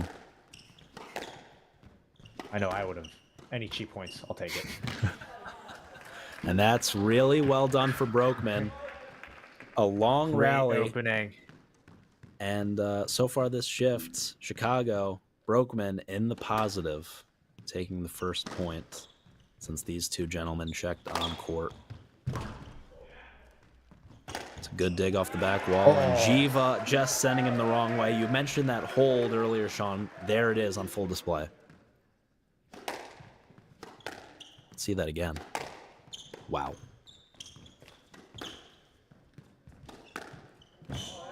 Oh! Scrumptious from the midcourt. Absolutely delightful from Brokeman. And he's not going down What a without a fight here shot. tonight. What a shot. Oh, he's looking good. He's looking good, Jackson. Perhaps he likes this matchup. Too cute, too fancy. Too much touch on that ball. Results in an error for the Englishman.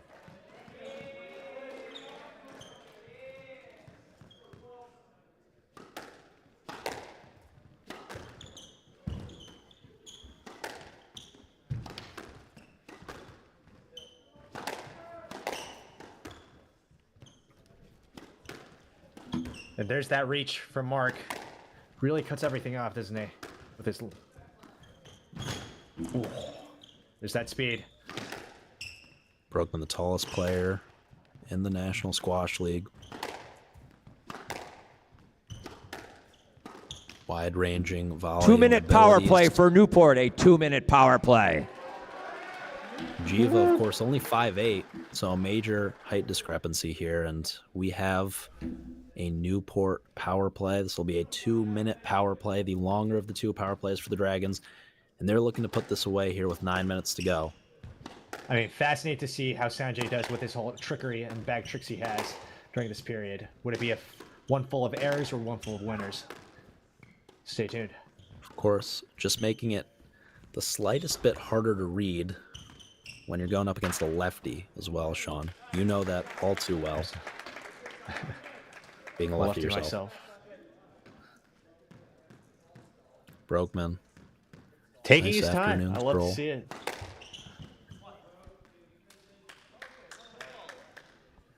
Stroke given by Mike Rowley. Whether that was a let and we're going to redo the point or it's a stroke in favor of Brokeman, it doesn't matter because no point added for Chicago in spite of the stroke. Only Jiva can score on the power play. So far, it's been fantastic defense by Mark.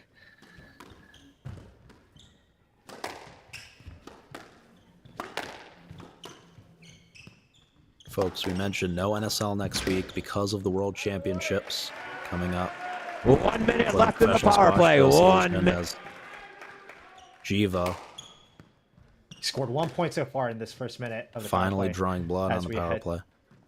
Brokeman playing good defense, although it's getting a little bit out of hand for Newport. I mean, We fascinating will have to a see even the 2-week aftermath break. of this power play. How much damage has Sanjay done to the legs of Mark Redmond? I'd imagine that Chicago's getting set for a substitution as soon as this power play comes to a close. Of course, you cannot sub in the middle of a power play. Remember that, folks. So Brokeman and Jiva as well stuck out there till the conclusion of these 2 minutes, and Brokeman barely gets that back. The boast is returned with a lob, and Brokeman Shot tires can quality be is just hanging in dropping. there, though. Running on Defending nicely, fumes. though. Gutsy from Brokeman. That is And the he end of the forces power an play. error. Substitution for the Grizzlies. good stuff. Andrew Douglas. Jackson, just as you called it. This is good tactics by Chicago, even though they're down right now. Smart. Here comes the UPenn grad, seeing if he can make some magic happen. 7 minutes to play, 12 points to make up. It's a tall, Interesting. tall We haven't seen task. this matchup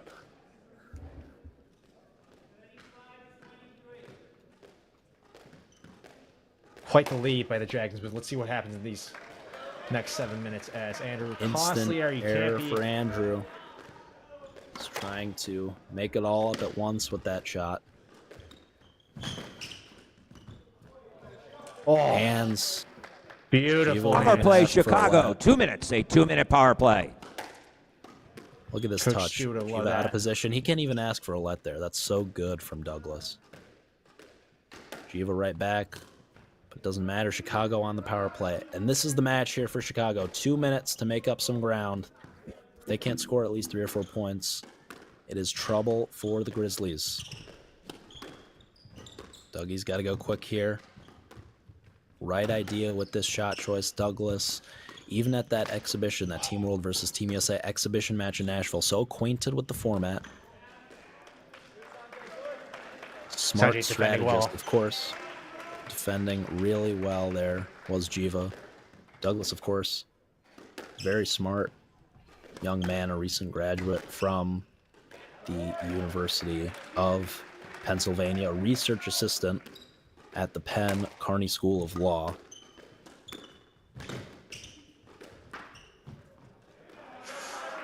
Great Smart defending guy, and as the there's airs creeps an error in. from Dougie.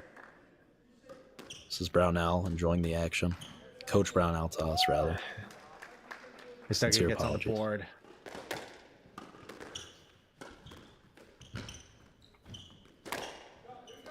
Wow, great hold. Great hold. Dougie going quick.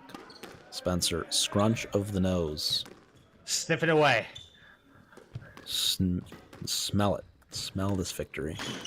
Oh, what a get. 5 minutes away. Dougie running to the left box. A stroke given. Great get by Jiva. 5 minutes left in the match. 5 minutes. Ball was actually quite tight to the sidewall, and just like that. Oh my look at God! this. What a weird Look bounce. at this. Look at the pressure. Oh no, Dougie stretched too far. But if he was able to come away with that rally, great pressure there from Dougie. If he's able to keep that ball above the tin straight on the drop shot, and Chicago draws it back within 7. Is the end of the power play. The end of the power play. Douglas looks to Mike Riley, questioning the pickup. Quick error. The Substitution referee says it was good. for Newport. Ramit Tandon. And here comes the highest ranked overall player in this matchup, the number 5 overall pick in the National Squash League draft 2 months ago in Nashville, Tennessee, Ramit Tandon, the world We know what he did in number the- 36. We know what he Tandon, did of at the course, beginning of this backing quarter. off. Had a great run for Newport to open up a wound, and his teammates have laid on the beating. Tandon picking up a win a couple weeks ago at the Alguna Invitational over world number 11 and the 2nd overall pick in the National Squash League draft, Victor Kruin, playing some great squash right now, heading into this matchup. If you like what you see here tonight, folks, week 3 of NSL action, of course, taking a week off next week for the PSA World Championships, but we'll be back week 3, May 17th. Nashville at Derby City. That match at the Louisville Boat Club in the Derby City of Louisville. Timmy Brownell will take his squad to take on Victor Kruin and the Derby City Colts. As there's an error from Douglas. Costly. Lead back out to 8. See the replay. Clips the top of the 10. The next day, following that May 17th matchup between Nashville and Derby City, it will be the New York City Knights who will head to Chicago for Chicago's home match. Obviously, they're playing on the road here tonight. Chicago will play host to NYC at the University Club of Chicago.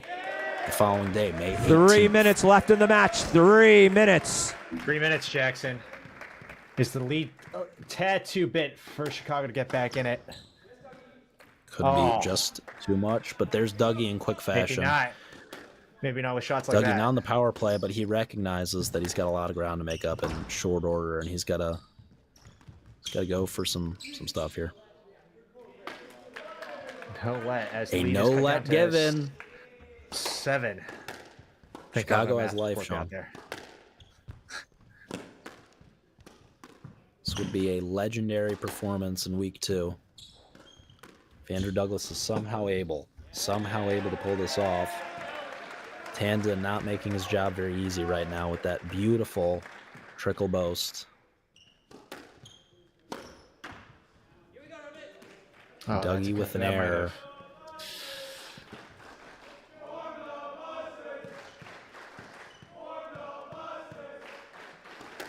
The Dragon fans can taste it, telling Chicago to warm the buses. It's the home team getting ready to take their first regular season match. The Newport Dragons.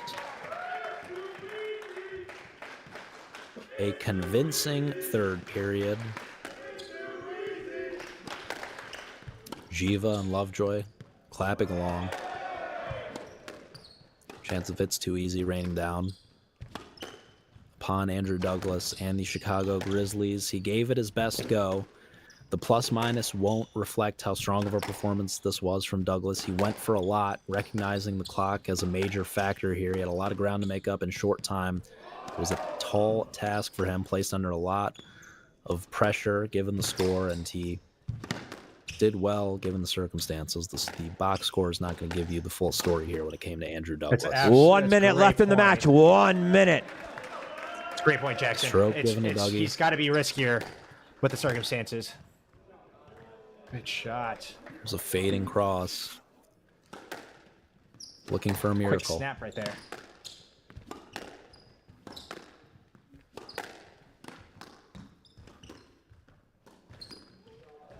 Wow, feathers it in. Uh-oh. Oh, a cramp. Oh, no. And Ramit think Tandon so. with absolutely pure shenanigans.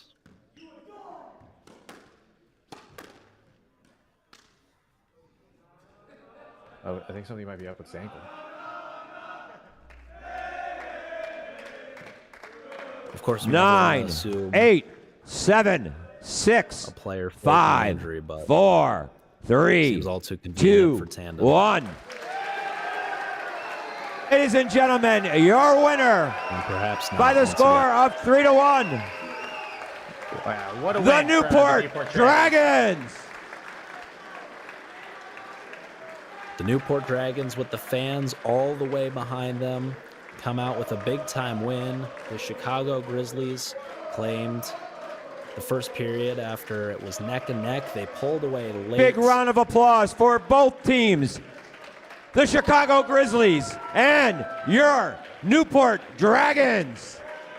And Newport bouncing back. Ladies and gentlemen, big in just way. 5 minutes, on the far right-hand side of the arena, we'll have a press conference.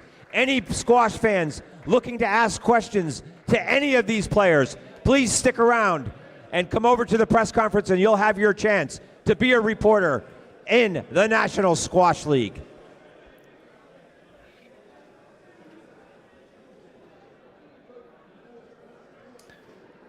Bill Buckingham, the master of ceremonies here tonight, did an outstanding job. We'd really love to have him back. What a great performance Get him from on him. for every one of them. Todd Zuckerberg, my favorite Bill Buckingham moment of the night. Not only because it was humorous, but because it was also a great shout simultaneously. And Newport, What a win this is. taking What a win this their is. first matchup. Newport now controls their destiny. They will head to New York City for the final matchup of the National Squash League season. And if Newport's able to beat New York City on the road, then they clinch a spot in the NSL Finals. The score is not a factor. It doesn't matter by how much. They just have to win. As for Chicago Grizzlies, they have to beat New York City if they even want to have a chance of making it to the NSL Finals. And if they can somehow get past the New York City Knights, a strong team, as we've discussed many times before, Sean, on NSL Talk, the NSL podcast that we've hosted together, then they will have a chance to win the North Division if somehow New York City, after they beat New York City, if New York City can come out with a win over Newport. So a huge, huge win for the Dragons. Major implications, as only one of these two teams can play in the NSL Finals come June at the Arlen Specter Center, the U.S. Squash Training Center. Magical venue for a magical match. Sean Choi, final thoughts as we wrap up here for the evening from Newport, Rhode Island at the St. George's School.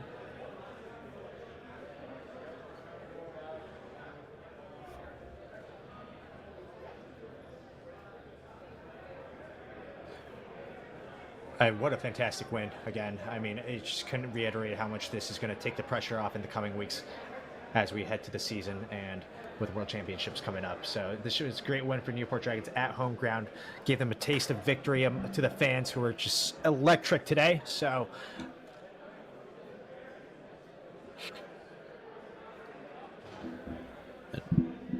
and Sean, and Jackson, what a big-time win. I'm just going to put you on the spot here. Who do you think was the MVP? Yep. MVP today? Wow, great question. I didn't pay that question too much thought. You know what, Sean, I got to give it to league founder, and people accuse me of saying, oh, you know, kissing up to my boss here, but I think Spencer Lovejoy had a really great outing, and I'm going to shoot you straight always here from commentary desk, but I really think that Spencer, he did it all on the power play, so effective. I've never seen Spencer go for so many nicks in such a short assortment of time, and really laid on the attacking and bigged up the pressure when he needed to. However, when it came down to defending and extending rallies, that's what he really does better than anyone. So strong physically, such a strong base, such a great mover, and just such a great absorber of pressure. That's really his strong suit. So he did that. We expected him to do that, but for him to also add the attacking as well, I'd like to see what the final stats have to say, and that could change my mind, but I really felt like it was a strong effort for Newport, and I'm not sure if they did this without him, Sean.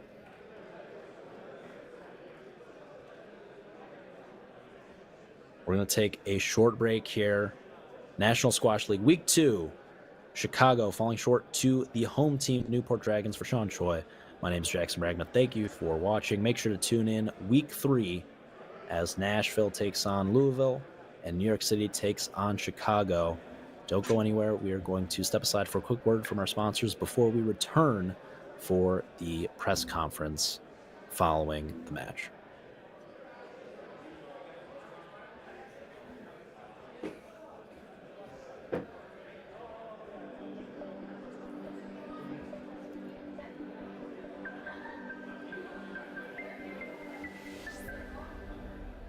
Driving the most important initiatives for the growth of squash in the United States.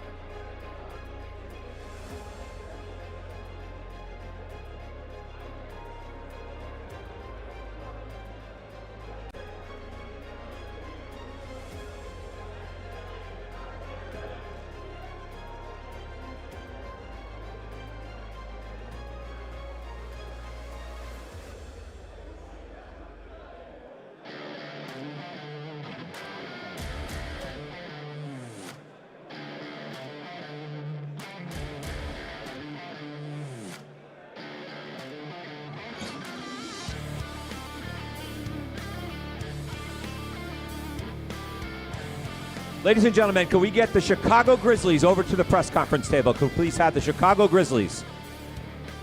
Mark Broekman, Todd Harity, and Coach David Adams.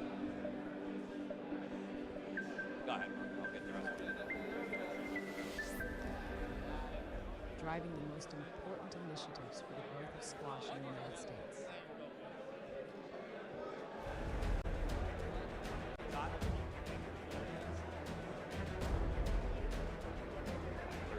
Where is Andrew? Here, there, perfect.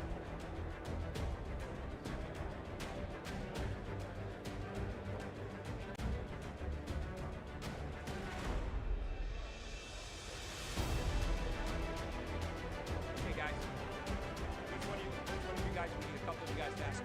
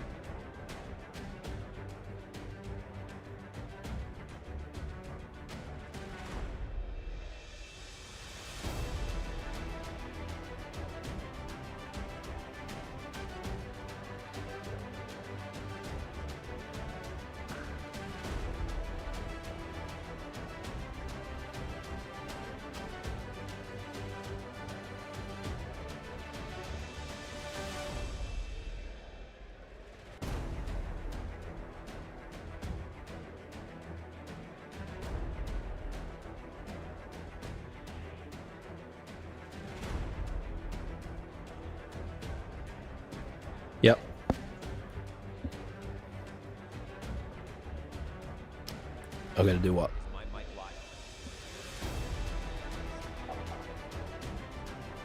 Sure.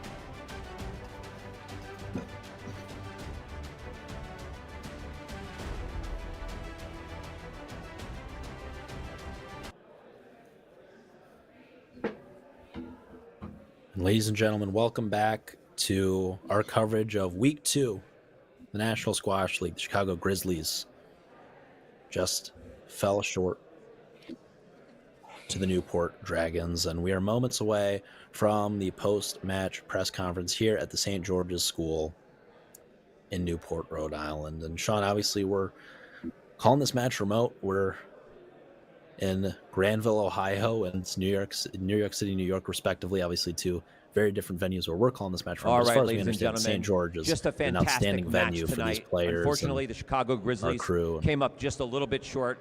A 3-1 Here's, loss. Bill Buckingham. We have the team here. We have Todd Harrity, Andrew Douglas, Mark Broekman, and Coach David Adams.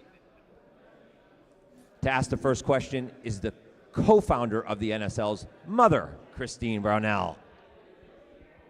Hi, I have a specific question for Mark, actually. Mark, I was wondering how much you thought the serve played into this. Like, you looked like you were kind of carving some lobs, taking a little time on the ball, a little bit more than some of the other guys out here. What do you think about the serve? Oh, the serve. I was thinking about how you use the serve versus some of the other players tonight. Looked like you were carving the ball, taking a little time off, sending some high lobs, and how much do you think that played into your time on the court today and getting some extra time for your team?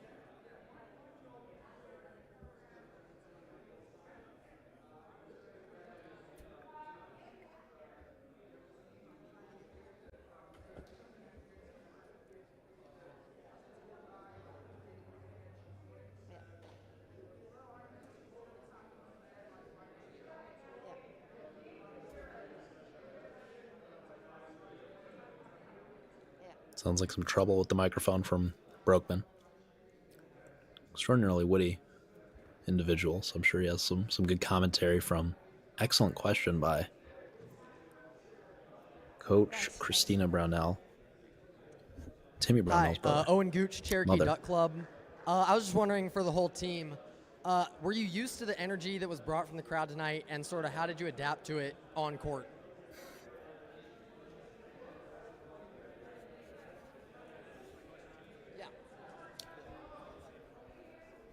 Perhaps we can get that mic that the fans are using. Yep. To Mr. Harrity up here. Having It's some fun trouble to with play mics in on a stage. venue, There we go. That's crowded and has an energy and an atmosphere. I think we definitely felt like the crowd was against us, which is good too, and that was fun. So yeah, I mean, sometimes you go and I prefer playing in a venue like this than in a place where there's no atmosphere and there's no one watching. Sometimes it's hard to get up for the match and get excited. But here from the start, it was a lot of energy, a lot of people, a lot of noise, and I enjoyed it. I think we all wish that more people cared about squash. So I think that regardless of who the crowd is, it's always more fun. Yeah, I think it's a privilege to have people that show up, right? We always have played in times when no one shows up. So yeah, I think it was a really cool honor and privilege. Yeah, I'm the coach at a high school. I kind of get the high school scene. I kind of get the high school scene a little bit too. So the energy was pretty similar to what my boys would have done at my school.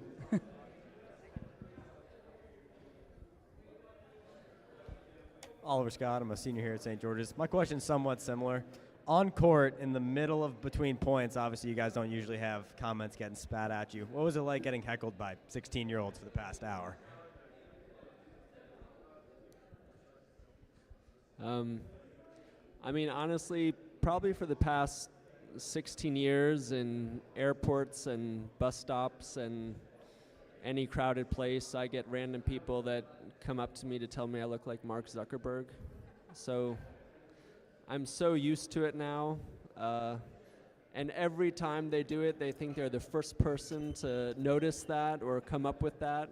And at this point, I'm so used to it, I'm just expecting it. Like if someone approaches me, I'm just, yeah, I look like Mark Zuckerberg, I get it. And But no, to be honest, I think we enjoy it. We just enjoy the atmosphere, and it's good to have it be loud. We need more of this in squash, and hopefully next time the crowd will be on our side, and we'll see how they like it. Well said from Harity, but those devilish good looks do come at a price. Our guys did a great job sort of playing through it and feeding off the hostile crowd. I mean, my first job 24 years ago was teaching high school at a competitor of St. George's, so I don't even hear it when 16-year-olds mock me. It just sort of goes right in one ear, out the other. Yeah, again, squash needs it. So, every other sport, you're allowed to talk while the sport's going on. I think, we're kind of accustomed to just, be quiet while the rally's going on. Personally, it doesn't really affect me. I think it's great. I think you have a scenario here where there can be an atmosphere. You made the most of it. It was great. Thanks, guys. One more question. You play on the PSA Tour, an individual sport. This is your first taste for Todd and Andrew anyway since college of a team sport, the team aspect of it. Talked about how that's different than your normal PSA Tour. Mr. Buckingham, he's done it again. For me, it's more fun. I miss those college days when you were playing for a team, and especially like those moments in the locker room before your shift and you're with your teammates and just saying, we got to win this. What's the score of the match? It's fun to be a part of something that's bigger than just you playing. And so I always enjoy playing like the Pan American Games and World Team Champs. Obviously playing with USA on your back is a huge honor, but yeah, I love the team part of it. So I really like this format. I think it makes it very fun for us and fun for the crowd too. Yeah, I echo what Todd said. I would be perfectly happy being an eternal college squash player, and I think it's just so much fun to come back with. Yeah, go Penn. Yeah, it's just so fun to go back with all these guys that I've played with, and hopefully win one maybe this year. I didn't play college squash, but yeah, I agree with what they said. Of course, the Penn Let's give a big round of applause for the Chicago Grizzlies. Classy in defeat from this team. Classy in defeat.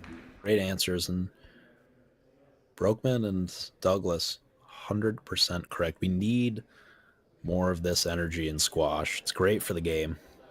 So accustomed to we get Spencer, hearing quiet Sanjay, and wheezes. Ramit to the podium, please. I'm curious to hear if Ramit's okay from what looked like a slight injury at the end there as we head into World Championships next week. Hopefully someone's able to ask him about that. An eager fan will be able to inquire. So I would like to hear. All right, congratulations, guys. Your definitely. win in your inaugural match here in the National Squash League. Congratulations. You guys must be thrilled, and you must be doubly thrilled with the support of this great crowd here at St. George's. Yeah, it was amazing. It was, firstly, the format is so fun. It's the first time we all have been together as a team, so that's been fun. And it's my and probably Sanjay's first time in Newport as well. And the atmosphere was amazing. Like, everyone came out to support us. It was loud, it was rowdy. Exactly what we need for this kind of a format, and they carried the team through. So very thankful to everyone who came out today.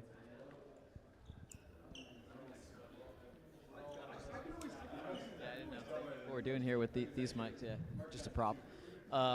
Yeah, no, obviously, first things first, thank you to everyone who came out today to support the Dragons, because that's what it's all about. You know, this is a fan-driven league, and we're just really happy that everyone came out and had a great time tonight and got to watch some good squash. But thanks to my teammates, obviously, Ramit, Sanjay, and our coach, Bear, for supporting us out there tonight. You know, it's a team effort, and this format really shows that it is a team effort. Squash is an individual sport, sometimes can be a lonely sport, so it's really nice to have a team around you, supporting you during these matches, so really happy about that. I mean, couldn't have said it better. Both of them said what I would say as well. Again, we're playing at home, and the crowd is a big aspect, and you guys turned up. You guys motivated us, so thank you again for coming, and thank you for my team for being there, and yeah. The community had the privilege tonight of seeing the best squash players in the world who happen to also be the best athletes in the world. in what was an incredibly exciting format and an exciting match. And these guys, from the beginning, committed to being a team, and that's what it takes in the NSL. Thanks, guys. We have a couple questions from a couple of the big Newport supporters here. Mr. Dyke, you talk about being a team just now, and this being your first game ever. I was wondering, after getting that first set loss, how'd you guys come together as a team to win the next two and take home the dub? You know, these guys can answer that better, but again, a group of dragons is a thunder, and we've talked about heart from the beginning. So Thunder Heart is where we start, and they were just getting warmed up, but they can give you better analysis than that. I mean, in my eyes, it was part of our tactics, you know. Yeah, exactly. Trying to give a false sense of security to Chicago team, you know, give them 1 point on the board so that we didn't blank them 4-0 today. No, but in all seriousness, it was tough in the first period. I thought that Chicago played really well. I thought that they brought, you know, a really strong strategy and tactic to the first period, and we had to adjust. So after the first period, we discussed, and I think we played better to our strengths in the second and third. We got better matchups on court, and we were able to get in our rhythm a little better. The stop and start format of the NSL is a big challenge for players, and we were just figuring out how to best utilize our strengths in the second and third periods. Completely agree with what Spencer said. I think they played extremely well to start off. We weren't as sharp as we could be, but you know, we came out and we had like a quick team meeting. We kind of put together a plan, and then I think from the second part of the game, we got sharper with our game, and we stuck to a plan, and we each figured what we need to do for the team to win. So it was a good team effort, I think, and yeah, the better team won. Kidding. So with the new power play being introduced, how did you guys use that to your advantage? Thank you. I don't think I mean, it was hard to score points on the power play because it's new. I don't think we have mastered how to make the most of it. So I think we can check the stats later, but I don't think we made a lot of points on the power play. I don't think they made too many points on the power play either in the match, but I think our team owner we discussed it this morning, we found different ways to use it, you know. It's supposed to be used aggressively, but it could also be used to kind of take away others from putting points up on the board. So I think we had a discussion this morning about how we could use the power play, and I think we did a good job finding the balance between using it at the right time to rack up points on the board, also using it when we had the lead to prevent them from racking up points. I feel we got the balance right, but I think we all could be better in the power play. So I think as the season comes along, the more we do it, the better we'll get at it. So yeah. Yeah, I mean, I think the power play is a mental game more than anything. You know, when you call the power play, you want to rack up points quickly, but you end up rushing and not playing good squash. So I think it's very tempting to do that, but a better way to play the power plays might be to just calm down, you know, play the right shots at the right time, be a little more patient, and not take your chances, but, you know, not be stupid about it. So I think we're all trying to find that balance, but on court, when tensions are high, it's easier said than done. So I thought we actually, like Raman said, used the power plays better to break rhythm today and to stop the other team's momentum at times. So, I mean, yeah, we're still all learning the format of the game. So it's like as each period progresses, we are, you know, analyzing and trying to find the best way when to utilize it. As they both said, you know, it's not just for us to earn points, it's to maybe break them their momentum, and it's also like mental. So moving forward, we'll know when to use the power play better. We'd be remiss, Mr. Dyke, if we didn't ask the question. The support you received from St. George's, you're a trustee here. They welcomed this event and they welcomed this franchise with open arms. You'd like to talk about that for a few minutes? They did. They were excited from the beginning. Bob Pipe, the athletic director, and a number of other people made a tremendous effort to make this happen. The school welcomed us with open arms. I think it's fairly clear that the students were pretty excited about the program, as well as the faculty. and the squash players here. We've got a wonderful hoops squash facility, and a lot of great kids playing squash here. So it was really exciting to be here, and really grateful for the school's support. Well, congratulations, guys. Your first win of the season. Onward to a successful season and on to the Spectre Center, hopefully. Thank you very much. Ladies and gentlemen, let's throw it back to Jackson and Sean in the studio. Thank Sean, you, can you believe it? Bill Buckingham knows who we are. Oh my goodness. And as here to Mr. Dyke there. Really nice to hear that press conferences. Spencer Lovejoy saunters off. Sharp jawline as always, and just well attended to hair, just always looking good as Mr. Lovejoy. And let's take a look at tomorrow's matchup between the Nashville Crushers and the Atlanta Tornadoes. Of course, Atlanta already had their home match last week at the Atlanta Community Squash Center. They will head to Nashville tomorrow. They will head to Nashville tomorrow, and the site for that game, Montgomery Bell Academy. It's where we saw the Team USA versus Team World exhibition match on NSL Draft weekend. And for the Nashville Crushers, they're at completely full strength, Sean. Atlanta, all three of the players that we saw for the Tornadoes last week, none of them actually going to be in action tomorrow. So it's going to be a big-time effort for the Tornadoes to see if they can pull off a big-time win tomorrow. Or excuse me. Just to echo Atlanta, Jackson's sentiments. Yes. I mean, what a day today was, but the action doesn't stop here. We are straight back at it tomorrow. I think, Jackson, you'll be hopefully joining the comms team tomorrow. I unfortunately won't be, but it doesn't matter as the show goes on. And as you said, Nashville full strength, so it should be a tough one.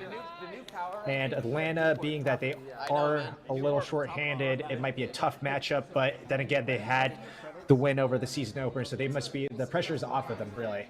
So should be a good Atlanta. matchup, and a lot of pressure on Nashville as they are the home team, and this is the season opener, and they do need this win over the Atlanta Tornadoes, who's already got the season opener win.